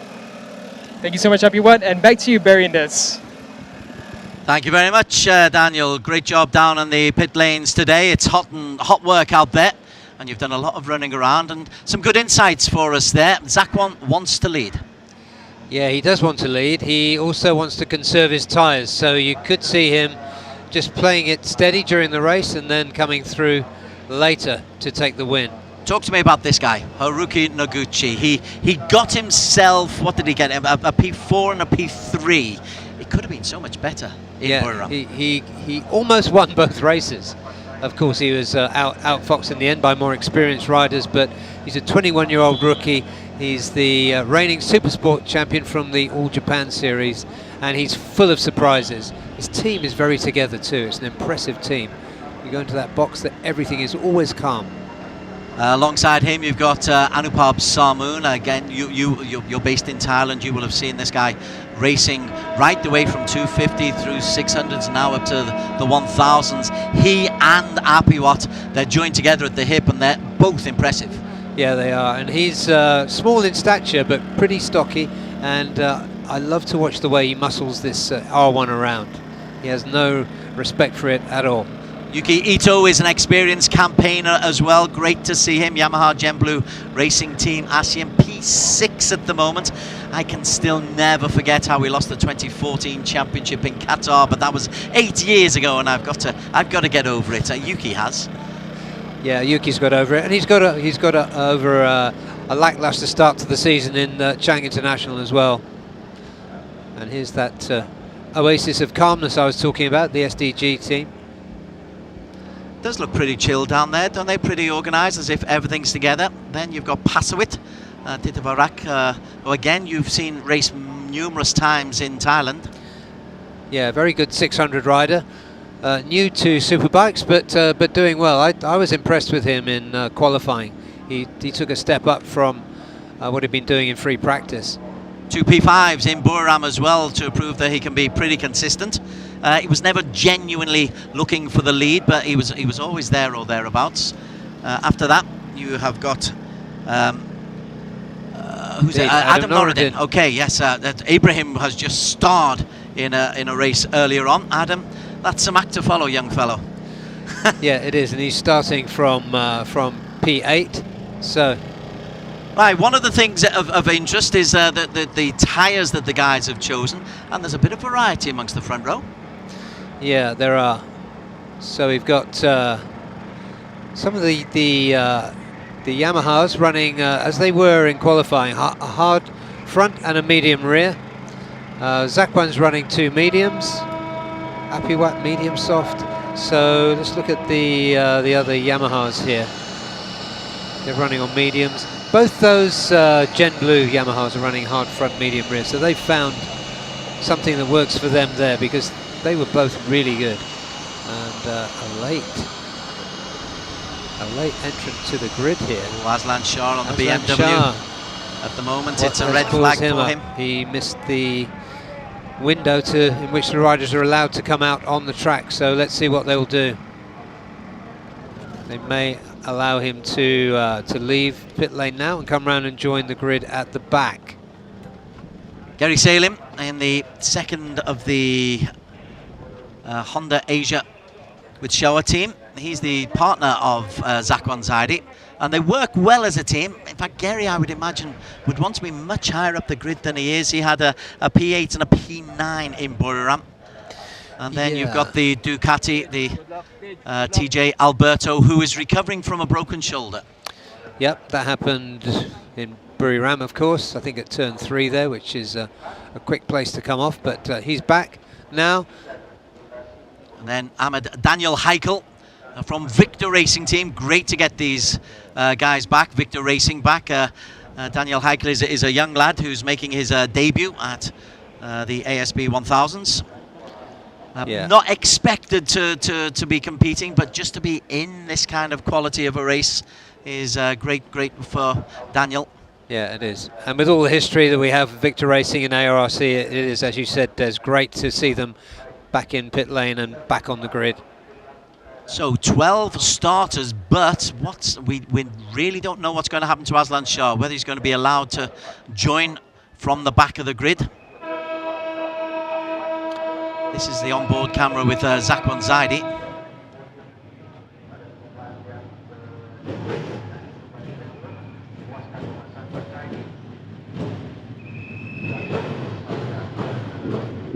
So it's going to be a pit exit start, we understand, for Aslan Shah Kamrazaman. Those BMWs have had a tough old time of it.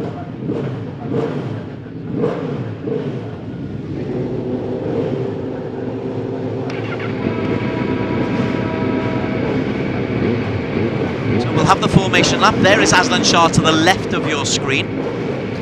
He'll be allowed to join at the back. Been a great time for Aslan. No, not a good start for the defending champion, indeed. It's a 12-man grid. Let's have a look at it. I like that shot. That's a nice shot. As far as I'm concerned, Kazma Daniel on pole. What a performance for him. Yamaha Gem Blue Racing Team ASEAN ahead of Zakwan Zaidi, Apiwatwang Tananon. It is very, very useful. So Yamaha's in 1 and 3.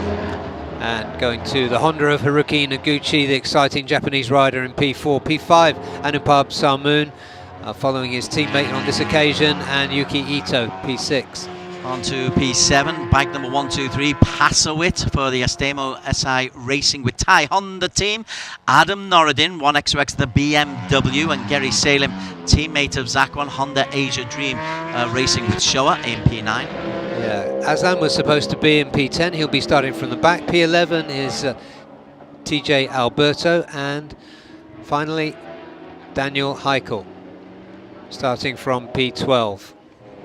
Keeping an eye out for the Ducati of TJ Alberto. Yeah, we've seen them go well here before. But if you've got a broken shoulder, it must inhibit you a little bit. Yeah, so we just had it confirmed that Aslan Shah will start from P13 on the grid. Okay. Once these superbikes get thundering though, Zakwan will be looking to lead. He's said as much. And Kazma Daniel, who is still a young racer, Kazma. Zakwan's not exactly ancient. He's only mid-20s, Zakwan, but Kazma is young 20s. He's still got to learn a little bit about the racecraft, and really keen to see if Haruki Noguchi can continue the work that he did in Buriram, where I don't think he got the results that he really deserved. No, he didn't. And Zakwan, yeah, you're right. We forget how young he still is because he's been racing forever. Racing at the top flight for forever. Yeah, yeah. And we'll see what he can do now. He's very aware of what he needs to do. He is going to try and get into the lead, but he's aware of the need to conserve his tyres. So let's see how Kazma's strategy works out. You'd have to favour the more experienced rider if somebody put a gun to your head. So Aslan, at least he's out on the circuit. Two racers at the opposite ends of their racing careers. Aslan, multi-time champion, not used to being at the back of the grids. We're on board the onboard camera with Zakwan. That'll be good fun, so long as he's not leading. Kazma Daniel will want to get off to a good start, will want to actually make a point of saying, I'm in pole for a reason. Right, red lights are on. 12-lap race, ASB 1000. Good start from Kazma Daniel. Bit of a wheelie though means that he's then engulfed by 1, 2, 3 racers, and Kazma's solid start ends up rather disappointing. But look at that, Haruki Noguchi comes flying through from P3. He's first into the first corner. Yeah, as he often tends to, he comes from from nowhere sometimes into the surprise place, and we saw this at Buriram. Here he is as an early leader of this race 1 in round 2. My eyes were very much focused on Kazma Daniel, how he started. He seemed to get off okay, but then just lost a little bit of drive and is back in the pack there. So he's got an awful lot of work to do, Kazma. Yeah, he was doing it, but he carried, you're right, Des, he carried that front wheel for far too long, and it lost him, and it meant he got swallowed up as they came into turn 1. So it's Haruki who leads. Anupam Sarmoon also made a decent start. He's got himself behind Zakwan Zaidi in P3. And then you've got Kazma Daniel, who's recovered a bit to P4. Behind them you've got Apiwat Wangtanan, who went from P3 to P5. So a lot of variables in this opening lap. Those 5 are the ones we expect to really be competing for this race. Yeah, Haruki looking comfortable at the front, as we've seen, and we're on board now with Aslan Shah. So we've got plenty to look at ahead of the Malaysian champion at the moment. Aslan Shah is just ahead of TJ Alberto on the Ducati. But it's Haruki, he's got off to a flying start. He's just done a 29.1 split time, sector 2.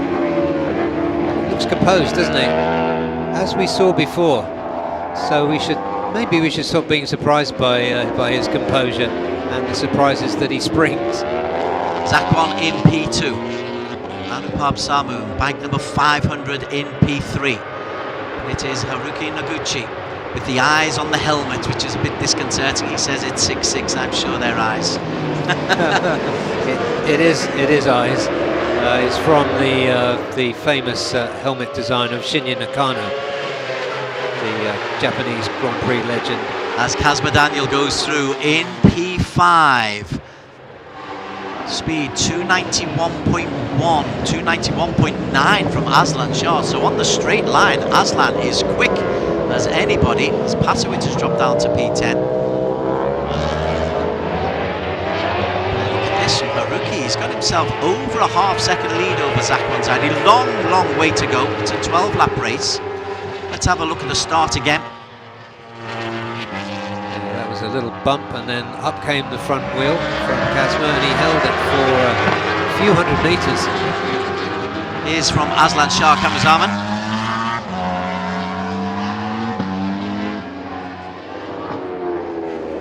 Yeah, respectable start, but a good look at what's going on ahead of him. That was a pretty neat run into turn 1 for the field.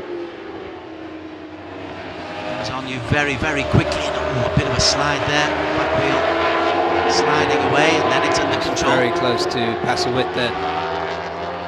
Pasowicz dropped down into P10. Daniel Heikel being left a long way behind in P12 at the moment, as is TJ Alberto. Ooh, somebody lost it. Who was that in the green helmet? Was that Pasowicz? Or Adam? 1, 2, 3, 4, 5, 6. The top 6 are Yuki Ito is holding on to the tail end of that top 6. Adam Norodin and Gary Salem being left just a little bit. But it's still Haruki Noguchi leading the way. Yeah, looking comfortable. I suspect that Zakwan behind him will be thinking there's plenty of time to catch the young Japanese.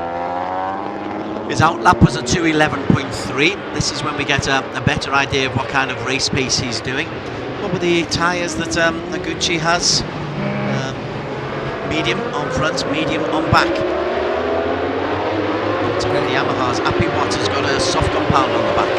Yeah. So tyre wear and tyre degradation may well come into play.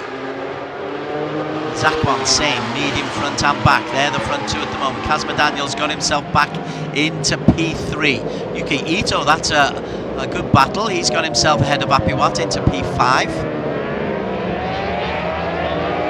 resurgent Yuki Ito, you'd have to say. Really good to see back at Sepang, him doing us what we know he's capable of. Haruki Noguchi in the Honda CBR 1000 Triple R, leading the way by half a second from Zakwan, who said he wanted to lead. 76, there is Yuki Ito. He's just been passed by Apiwat, who's dropped down to P5. But he's competitive once again. I think Zakwan and Kazma will be reasonably content with where they are at the moment. There's a little gap opening up from Kazma back to, is that Yuki or Apiwat? Apiwat's got himself into form. Yeah. And Yuki is there, and of course where Apiwat goes, Anupab follows. There is the rear wheel of the race leader, Haruki Noguchi, now neat and tidy. He looks, Zakwan always has looked neat and tidy. But he's under pressure from Kazma Daniel. Remember, Kazma is really quick. Kazma went for the hard compound on the front tyre, interestingly. So will it wear better than the medium compound on the Hondas? It will. It may mean that he has a little more trouble on the brakes, which could come into play for the final turn. But let's see. If he's comfortable running that tyre combination, then it should be good. Still Noguchi leads the way. And on the brakes, he's giving Zakwan a push. Oh, that was close. Very, very close to contact. Zakwan closed that door, and Kazma wisely just eased back off the brakes a little bit. But there's our 1, 2, 3. Japan, Malaysia, Malaysia. Noguchi on the Honda, Zakwan on the Honda, and followed by the Yamaha of Kazma Daniel Kazmuddin. A P6 and a DNF in in round number 1. And the Thai twins of Anupab and Apiwat. So all quite close there. What's happened to Yuki Ito? Yuki Ito has dropped backwards a little bit. In fact, Yuki Ito has dropped two places, and Aslan Shah Kamruzaman is off. Aslan, it looks lonely out there. Former champion. Not a happy start to the season. No, that's a real pity for Aslan. And it's a duel. That's what happened to Yuki as well. So Yuki Ito is out, Aslan Shah is out, and Pasowitz struggling as well. So here is the onboard camera from Aslan Shah. That doesn't really tell us what happened, he just loses it, doesn't he? Yeah, we thought perhaps Yuki Ito was in the same incident, but maybe not, because he was on the grass and Yuki was in the gravel. So the BMW, it had problems getting onto the grid in the first place. It was late coming out of the pits. And in the meantime, Kazma Daniel is still closing on the back of Zakwan Zaidi. Just experimenting with a little roll around the outside, perhaps for later in the race. There's a lot of racing left. Yeah, we're barely at quarter-way stage. Again, Kazma tries to get close. Keeps it nice and tight, but it's Haruki who leads. He had a 2:07 lap time last time. This time he has just done a 2:08 flat.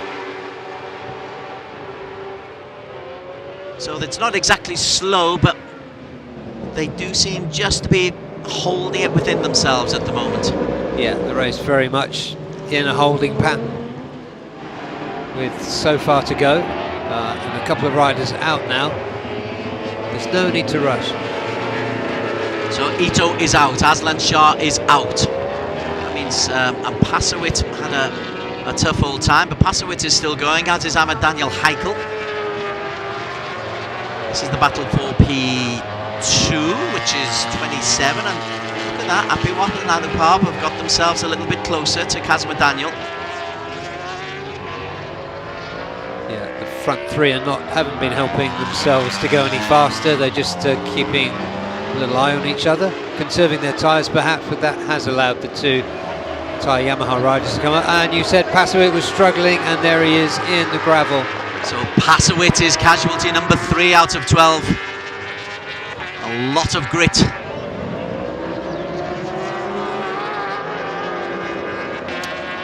back, he will, given the number of riders there, as we just see what happened. Nobody really in danger there from that mistake. He did it on his own. But if he can get it back up. And now Yuki Ito. Is this the second time for Yuki? Yeah, so Yuki Ito out for the second time, and this time surely his race is done. Yeah, he stomps away from his bike. My day is done. Tough day for Yuki. Yeah, how many times do you want me to get back up and get on the bike? That's probably enough. Let's see what happened. Oh, I think that's where the front goes light. I'm not really sure what happened then. But yeah, he's collected a lot of grass and dirt in the course of that crash. That's a shame for Yuki Ito, because he was really back to his old self so far until now during this race. But that leaves us with 5 riders at the front. So Adam Norridin is in 6, Gary Salem is in 7, Alberto is still going. Pasowit, is he out? No, Pasowit is out. Yuki Ito has retired. Aslan Shah is out. So, and then there were 10, no, then there were 9, of which 5 are competitive. And this is what we want in the ASB 1000s, competitive racing up at the front. And Haruki Noguchi, he was as far as half a second clear, now it's just 3/10 of a second clear. A split time there of 26.8 through sector 1. There we are, and the Oasis again.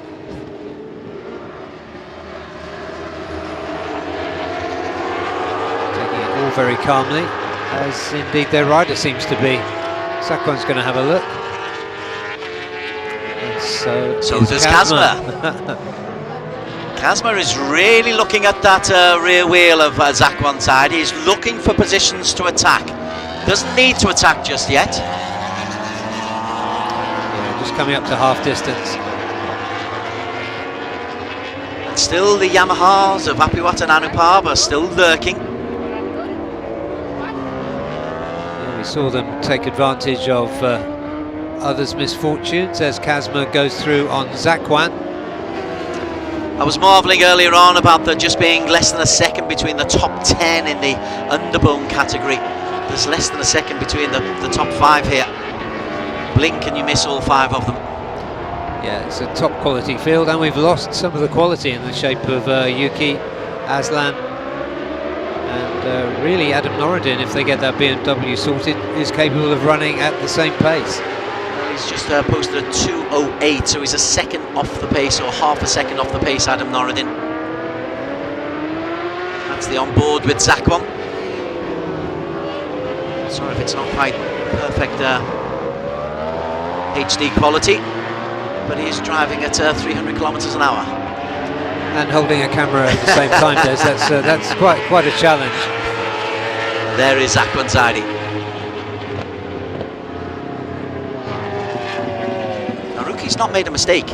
No, He's been really consistent. Every lap of consistently at 2:08s. 2:08.6 is slowest, 2:07.9 is fastest. And a little bit of a gap for the first time, possibly emerging. Yeah, let's see what happens. We're just over half distance now. The tyre wear will start to come through. This could well favour Zakwan out of all those riders there, possibly Zakwan and Apiwat, who's good at conserving his tyres.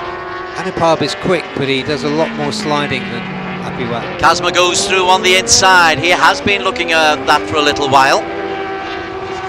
Now, having gone through, does he make a charge for it? Does he try and just get a little bit of distance between him and Zakwan, or is he just happy to be on the rear end of Haruki? His body language says that he's going to try and attack Haruki now. Last time Zakwan took that place back quickly, but Kazma's in business now. There he goes. Goes for the lead, Kazma Daniel. Oh, and then gets a lot of air. Will give it back to Haruki, but Kazma's intent is clear now. And Zakwan knows he needs to stay in the hunt. And all the while, just look at those Yamahas of Apiwat and Anupab. Yeah, anything goes wrong, they'll be there, and they may even cause a stir at the front. Apiwat Wangtanlong, bike number 24 in P4, Anupab in 5. Haruki's lead less than 1/100th of a second. Yeah, but we're moving into a new phase in this race, Des. So we're turning into a real battle for the lead now. If Kazma can get past Haruki, I think he'll try to get away from everybody else. We're just beyond halfway, 5 laps to go. Haruki again just keeps his line. Haruki's last lap time was a 2:08.6. Again, metronomic consistency. Yeah, unflappable. Kazma behind him. He's just posted a very quick speed of 2:93.5. His last lap time at 2:08.3, which is pretty quick. Adam Norridin in P6 by comparison at 2:09.6. Gap opening up, back to Zakwan. Zakwan knows he can't afford to let that happen.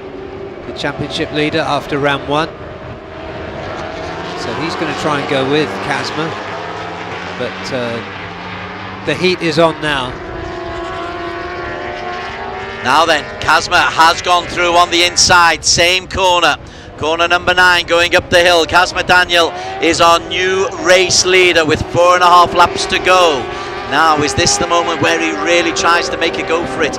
He was fastest in qualification. All right, let's very, very quickly, though, go down to Daniel Bogus in one of the pit lanes. So we're at the Hard Pro pit now, and I just want to ask the team manager, what do you think so far of Sepang, and how has it been coming here? Yeah, this time,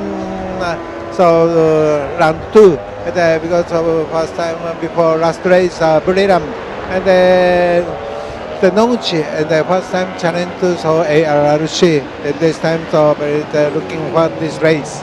Yeah. So what do you think of Noguchi's performance as well so far? You know, he's very strong and leading the race, but it's getting tense now.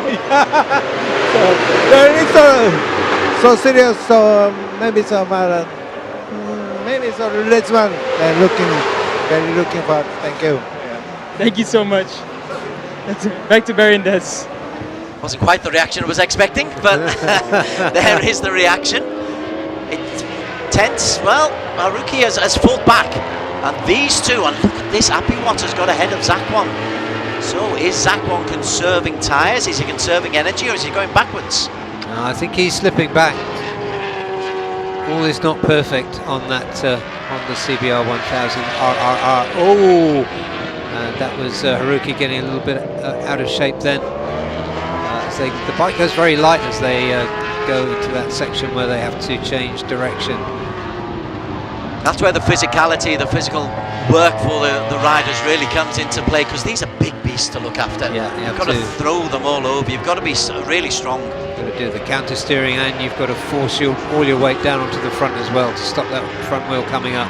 Here is the moment for Haruki. Does well See to how hold on light to it. the front is there, yeah. Forward momentum, Kazma Daniel leads. I'm really curious to see what's happened to Zakwan Zaidi. Apiwat, as we suggested, is just there waiting to pick off anybody who has a problem. Perfect predator, Apiwat. He certainly is.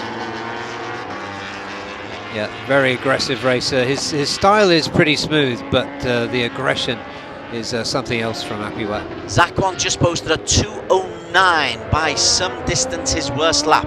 Now, whether it was just because there was an incident in there or tyre degradation is coming in, but he certainly dropped down from competing for P1 to down in P4.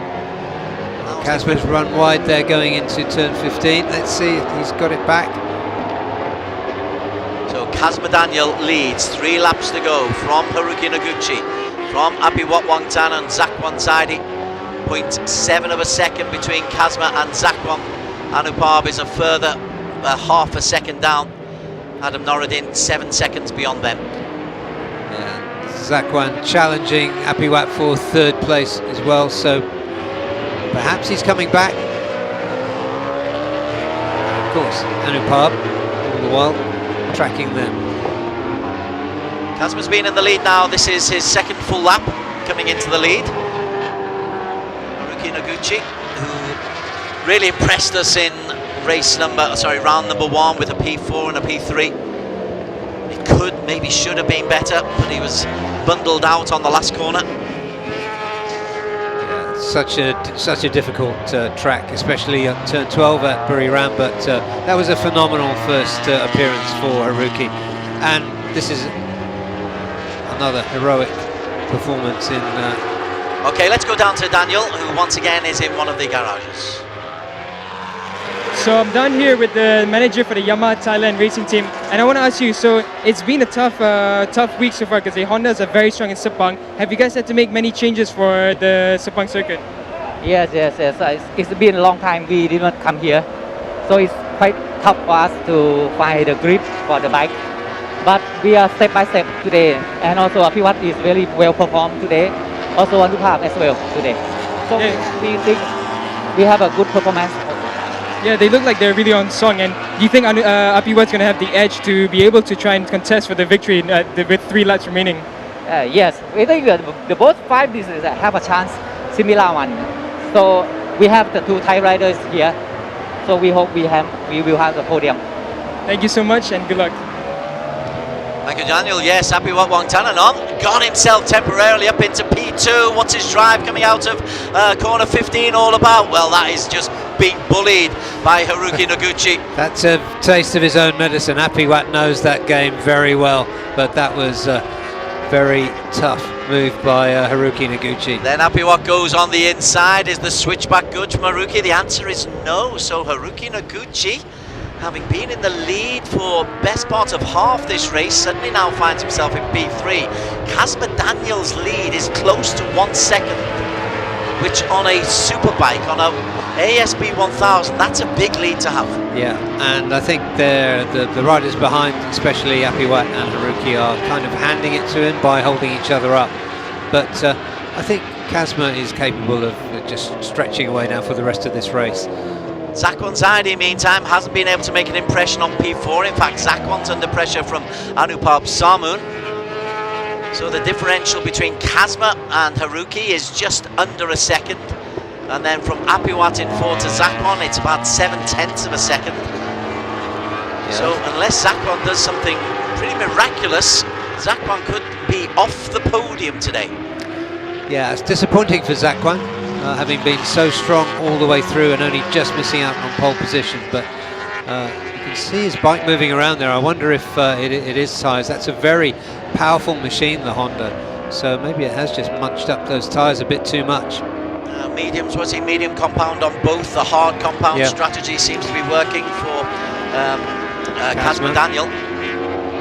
A little bit more grip, so he doesn't have to worry about being in a real competition when he comes into the final hairpin, because he'll be so far ahead. That might be premature to say, but that is an impressive lead. And Apiwat performing impressively there, and Haruki not giving up. It's Yamaha versus Honda. It's a very well sorted Honda too, especially without the factory support. Kazma Daniel, who had a P6 and did not finish in round number 1, is looking very, very good. His lead is 1.4 seconds, and Noguchi is in a real scrap with Apiwat. So while they're racing, Kazma is just eating up time. A 207.9 from Kazma Daniel, 5/10 quicker than Apiwat's 208.43. Yeah, and top speed there from Haruki, 297.5. That's a quick Honda. That is pretty rapid. And the Yamaha garage, look on. Kazma's Yamaha is looking good. What a statement it would be if he were able to get a victory at this level in this class. As Haruki chases, well, our focus is now more on P2 than on P1, because Kazma Daniel is going to romp away with this, Barry Russell. Yeah, he is. He's got this in the bag. So let's look and see what happens between the Thai rider and the Japanese rider, because Haruki seems to be just as good at meeting out the aggro as Apiwat is. The Notes are being carefully made as Yamaha come through. Kazma Daniel, make sure he doesn't make any mistakes. Goes up the hill on corner number 9. Haruki puts the pressure on Apiwat Wangtanan on behind them. Zakwan still not able to make any impression, but is successfully holding off Anupap. But it's Apiwat in P2, Haruki in P3. This is the battle for the podium positions, but Kazma Daniel is a country mile clear. And Haruki, look at his body language, the way he's getting right off the bike there. He hasn't given up on P2. Here he comes! Through the inside, Haruki Noguchi, and Apiwat tries to respond, switch back. Oh, there's almost contact. What a battle. Kazma Daniel will take the victory. Haruki Noguchi and Apiwat Wangtanan. What a battle. Haruki holds on to P2 at the moment. Apiwat holds the inside line. The switchback is good from Haruki Noguchi, and the Japanese will come P2. Kazma Daniel takes it. The battle for P2 goes to Haruki Noguchi ahead of Apiwat Wangtanan. Zakwan ahead of Anupap. Kazma Daniel, fantastic performance, unbeatable from him. He was untouchable then. And look at the guts of Haruki Noguchi to come back so hard at Apiwat. Apiwat won't take that easily. He doesn't like to be beaten, especially against a rider with a similar style. Neat but aggressive. He got a taste of his own medicine then. Well, we'll focus on Kazma Daniel. We'll talk about Haruki Noguchi in a while. But Kazma Daniel, he's lost his face mask as well now. And, oh, there are tears of joy there. There are tears of joy. He cares. Man, that boy cares. Yeah, they missed, both those bikes missed FP1 yesterday. And we thought maybe they got problems, but... Wow, the emotion from Kazma, I've not seen that from him before. I've seen smiles, I've seen jocularity, I've seen taking it easy. I've not seen this from Kazma Daniel. Yeah. This is a different Kazma. Yeah, this means a lot to him. Celebration wheelie, he deserves it. That's a wonderful performance from Kazma.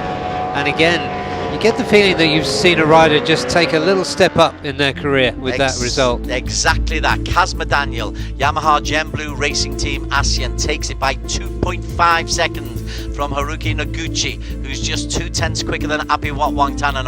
Zakwan comes in ahead of Anupap Samun.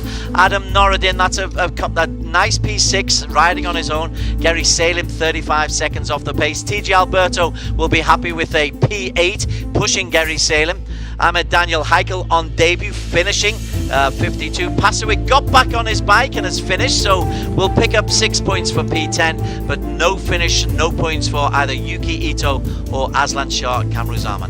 ASB 1000 results for race number 1 at Sepang. Yeah, credit to Pasowik for getting back up. But all the credit goes to Kazma Daniel. This is... he made the move, what was it, just on lap 7. He made the move going past Zakwan, and after he took Zakwan, he then bided his time, was aggressive on Haruki Noguchi, and once he got in front, barely looked back. Yeah, when he got past Zakwan, the mood of the race changed, the tempo changed, and you knew that he was going to try to get through to the front, and when he did, you did suspect, because of his pace, that he would get away, and that's exactly what happened. He's still celebrating out there on the back wheel. I don't blame him. Fantastic. That's a brilliant result. And as you say, sometimes you just see a race and you think, wow, that's a different level from what we've seen from Kazma Daniel before. Yeah. And it's not all about the bike. He did it in qualifying when he got that very, very late spurt to take pole position. And now he's proven it with 2 big moves in this particular race. Let's see what tomorrow brings, but today it looks very bright for Kazma Daniel. Yeah, as he rides in, sitting on the fuel tank. So I think the tears are given way to a big grin now, which we're used to seeing, and it's always a good sight. Kids, do not do this at home. But there is the victor, and he deserves the raucous applause that he's getting.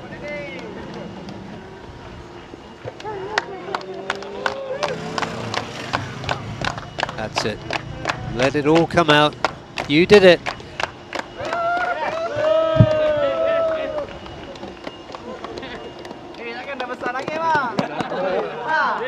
Look what that means to the team. Fantastic.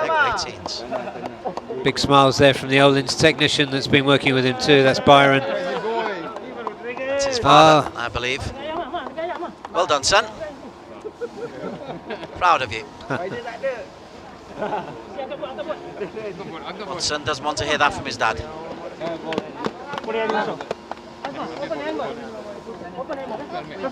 It's quite emotional. Yeah. That's why I went quiet, Des.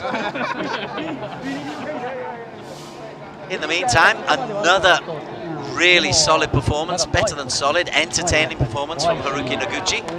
Yeah, he hasn't got himself a win yet, but he's now got himself a 4, a 3, and now a P2. Oh, what comes after that, do you suppose?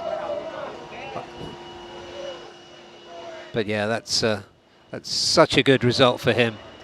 And you can see again the calmness in that team, where they're just shaking hands and chatting, while the other teams are hugging and celebrating. It's really interesting to see the different styles. Okay, I believe we can throw down to Daniel to get some post-race reaction. Looking forward to this.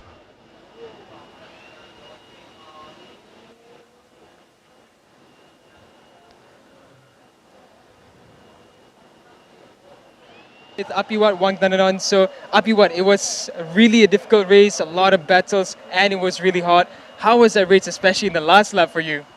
Yeah, today is it's good position for me. It's good, and yeah, I get the third position. Yeah, in the beginning race, I start lose the time, but it's a little bit overtake.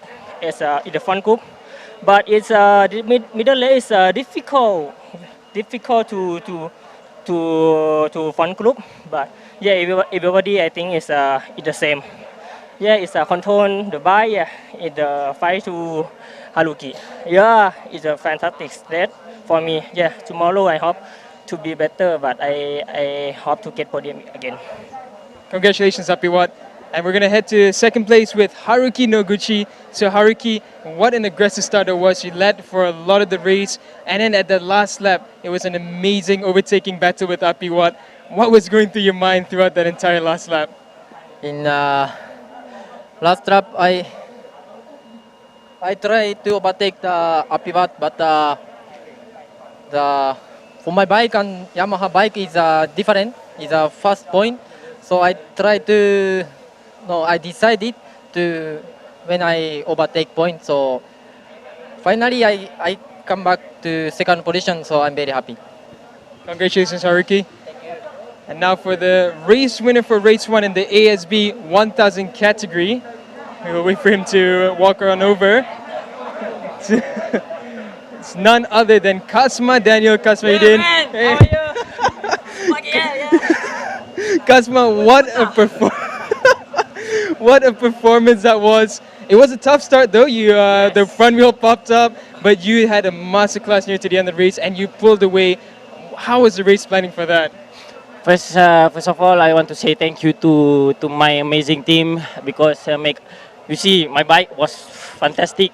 Even I make a not good start and then I try to recovery lap by lap, and then I try to understand also the tire was always already almost to finish, and then I also follow them the front in front of me, my other guy. I saw the guy in front of me already, cannot pushing, already like already riding safe. So I think this is the time I make a step to front, and also I can believe I can pull away because my lap board don't show me the gap of from the behind.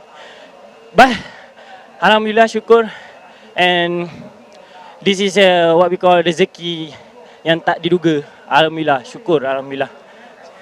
Congratulations, Kasma. Back to you, Dadzenberry. Great stuff. Really good stuff. Highlights from a very entertaining ASB 1000 race. Kasma Daniel on pole, but not off to the best of starts. You can see him pulling almost a wheelie and dropping down to P6 after the opening straight, and we thought perhaps that this would then turn into a Zakwan Zaidi kind of a race and be perfect for him, Barry Russell, but anything but. Yeah, we did, and it was looking for perhaps the first few laps, he was looking good, but Haruki showed again what a cool head he's got when he gets to the front.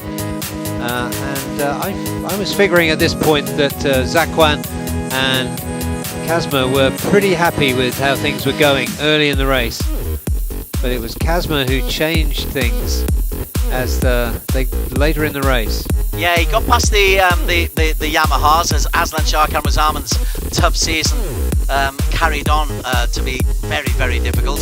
Kazma's just chasing, and Zakwan and Haruki, I'm expecting them at this stage, the two Hondas, to pull away. But as Kazma was saying, once he worked out that his tyres were reliable, once he worked out that his bike was in a better shape than Yuki Ito's, then he was able to go and really, really have a go at this, as we see Ito sliding off. That's a long old slide. That's a big bang down on his right hip too. Yeah, that'll hurt. But then here's the move. Up into corner 9, Zakwan is taken, and then he knows, I think, that he has got the ability to take this. The following lap, identical place, he would go and take Haruki. Yeah, this is when the tempo changed, just the feeling of the race changed, and you knew that Kazma was going to try and get past and move away. Haruki Noguchi tries his very best. We visited the pit crew, possibly the wrong pit crew to finish, because by this time Haruki was in a battle for P3, never mind for P1, because Kazma Daniel made his move going up onto turn number 9 and was so far clear by the finish line that our focus wasn't on him, our focus was on the battle for P2. Exactly, and we saw once again the quality of Apiwat. You see him making a hard move there and not quite pulling it off with Haruki, but Haruki fighting right back. He didn't give Apiwat any room on the exit to turn 15. So the victory for Kazma Daniel, there were tears, there was emotion, and then there were the jokes, and then there were the smiles, and we'll talk about it a little bit more after the national anthem for Malaysia.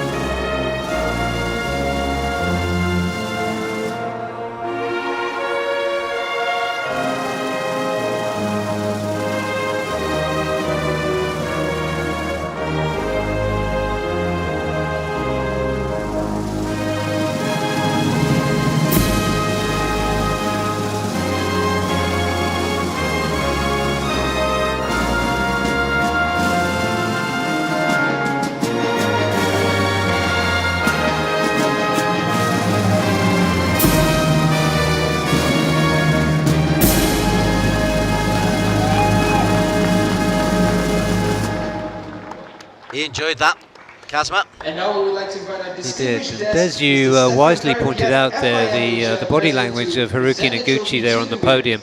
And I recall at Buriram, it was something similar. He was disappointed not to have won. Still there, Stefan Krapier, the FIM Asia president, handing out the prizes. Third position, Apiwat Montananon. Good third position for Yamaha Thailand Racing Team. There's a smile now from Haruki. And the race winner, Kazma SDJ Motorsports Hard Pro, P2 for him. 4-3 and 2 so far, but that means an awful lot for Kazma Daniel. Yamaha Gem Blue Racing Team, the bike was in good nick, he was in fabulous nick. Shinobata, the managing director for Idemitsu Asia, will also be handing out the team awards. Once again, our thanks to the sponsors. Yamaha Gem Blue Racing Team ASEAN. That'll look good on the mantelpiece. And the photo opportunity, but what a really good race. We've seen some really mature racing in the Super Sport 600s and the ASB ASB 1000s. Yeah, from Kazma the Daniel. new... Sorry, Des. Kazma Daniel takes the win. Haruki Noguchi, P2.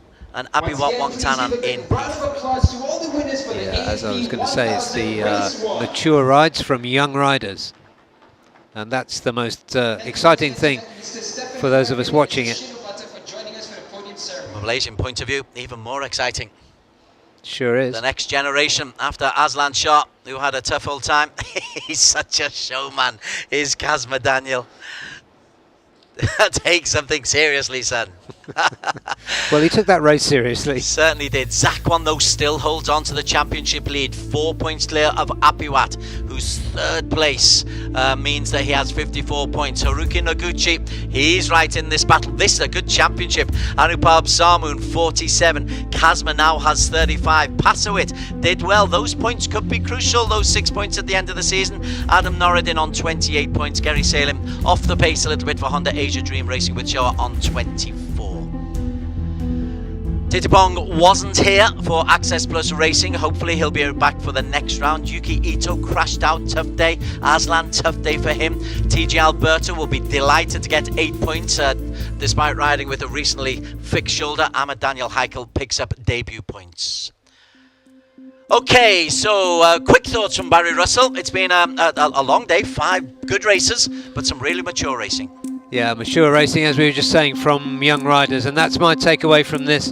So fantastic performances by Kazma Daniel and by Ibrahim Noureddin that really stood out. And Andy Fadley in the 250s came through. He had to really fight for that win, and the madness of the underbones was something else. Great highlights for you. We are back on your screens for race 2 tomorrow from the Sepang International Circuit. From Barry Russell and Des Coughlin, the team behind the scenes, this is the Asia Road Racing Championship 2022.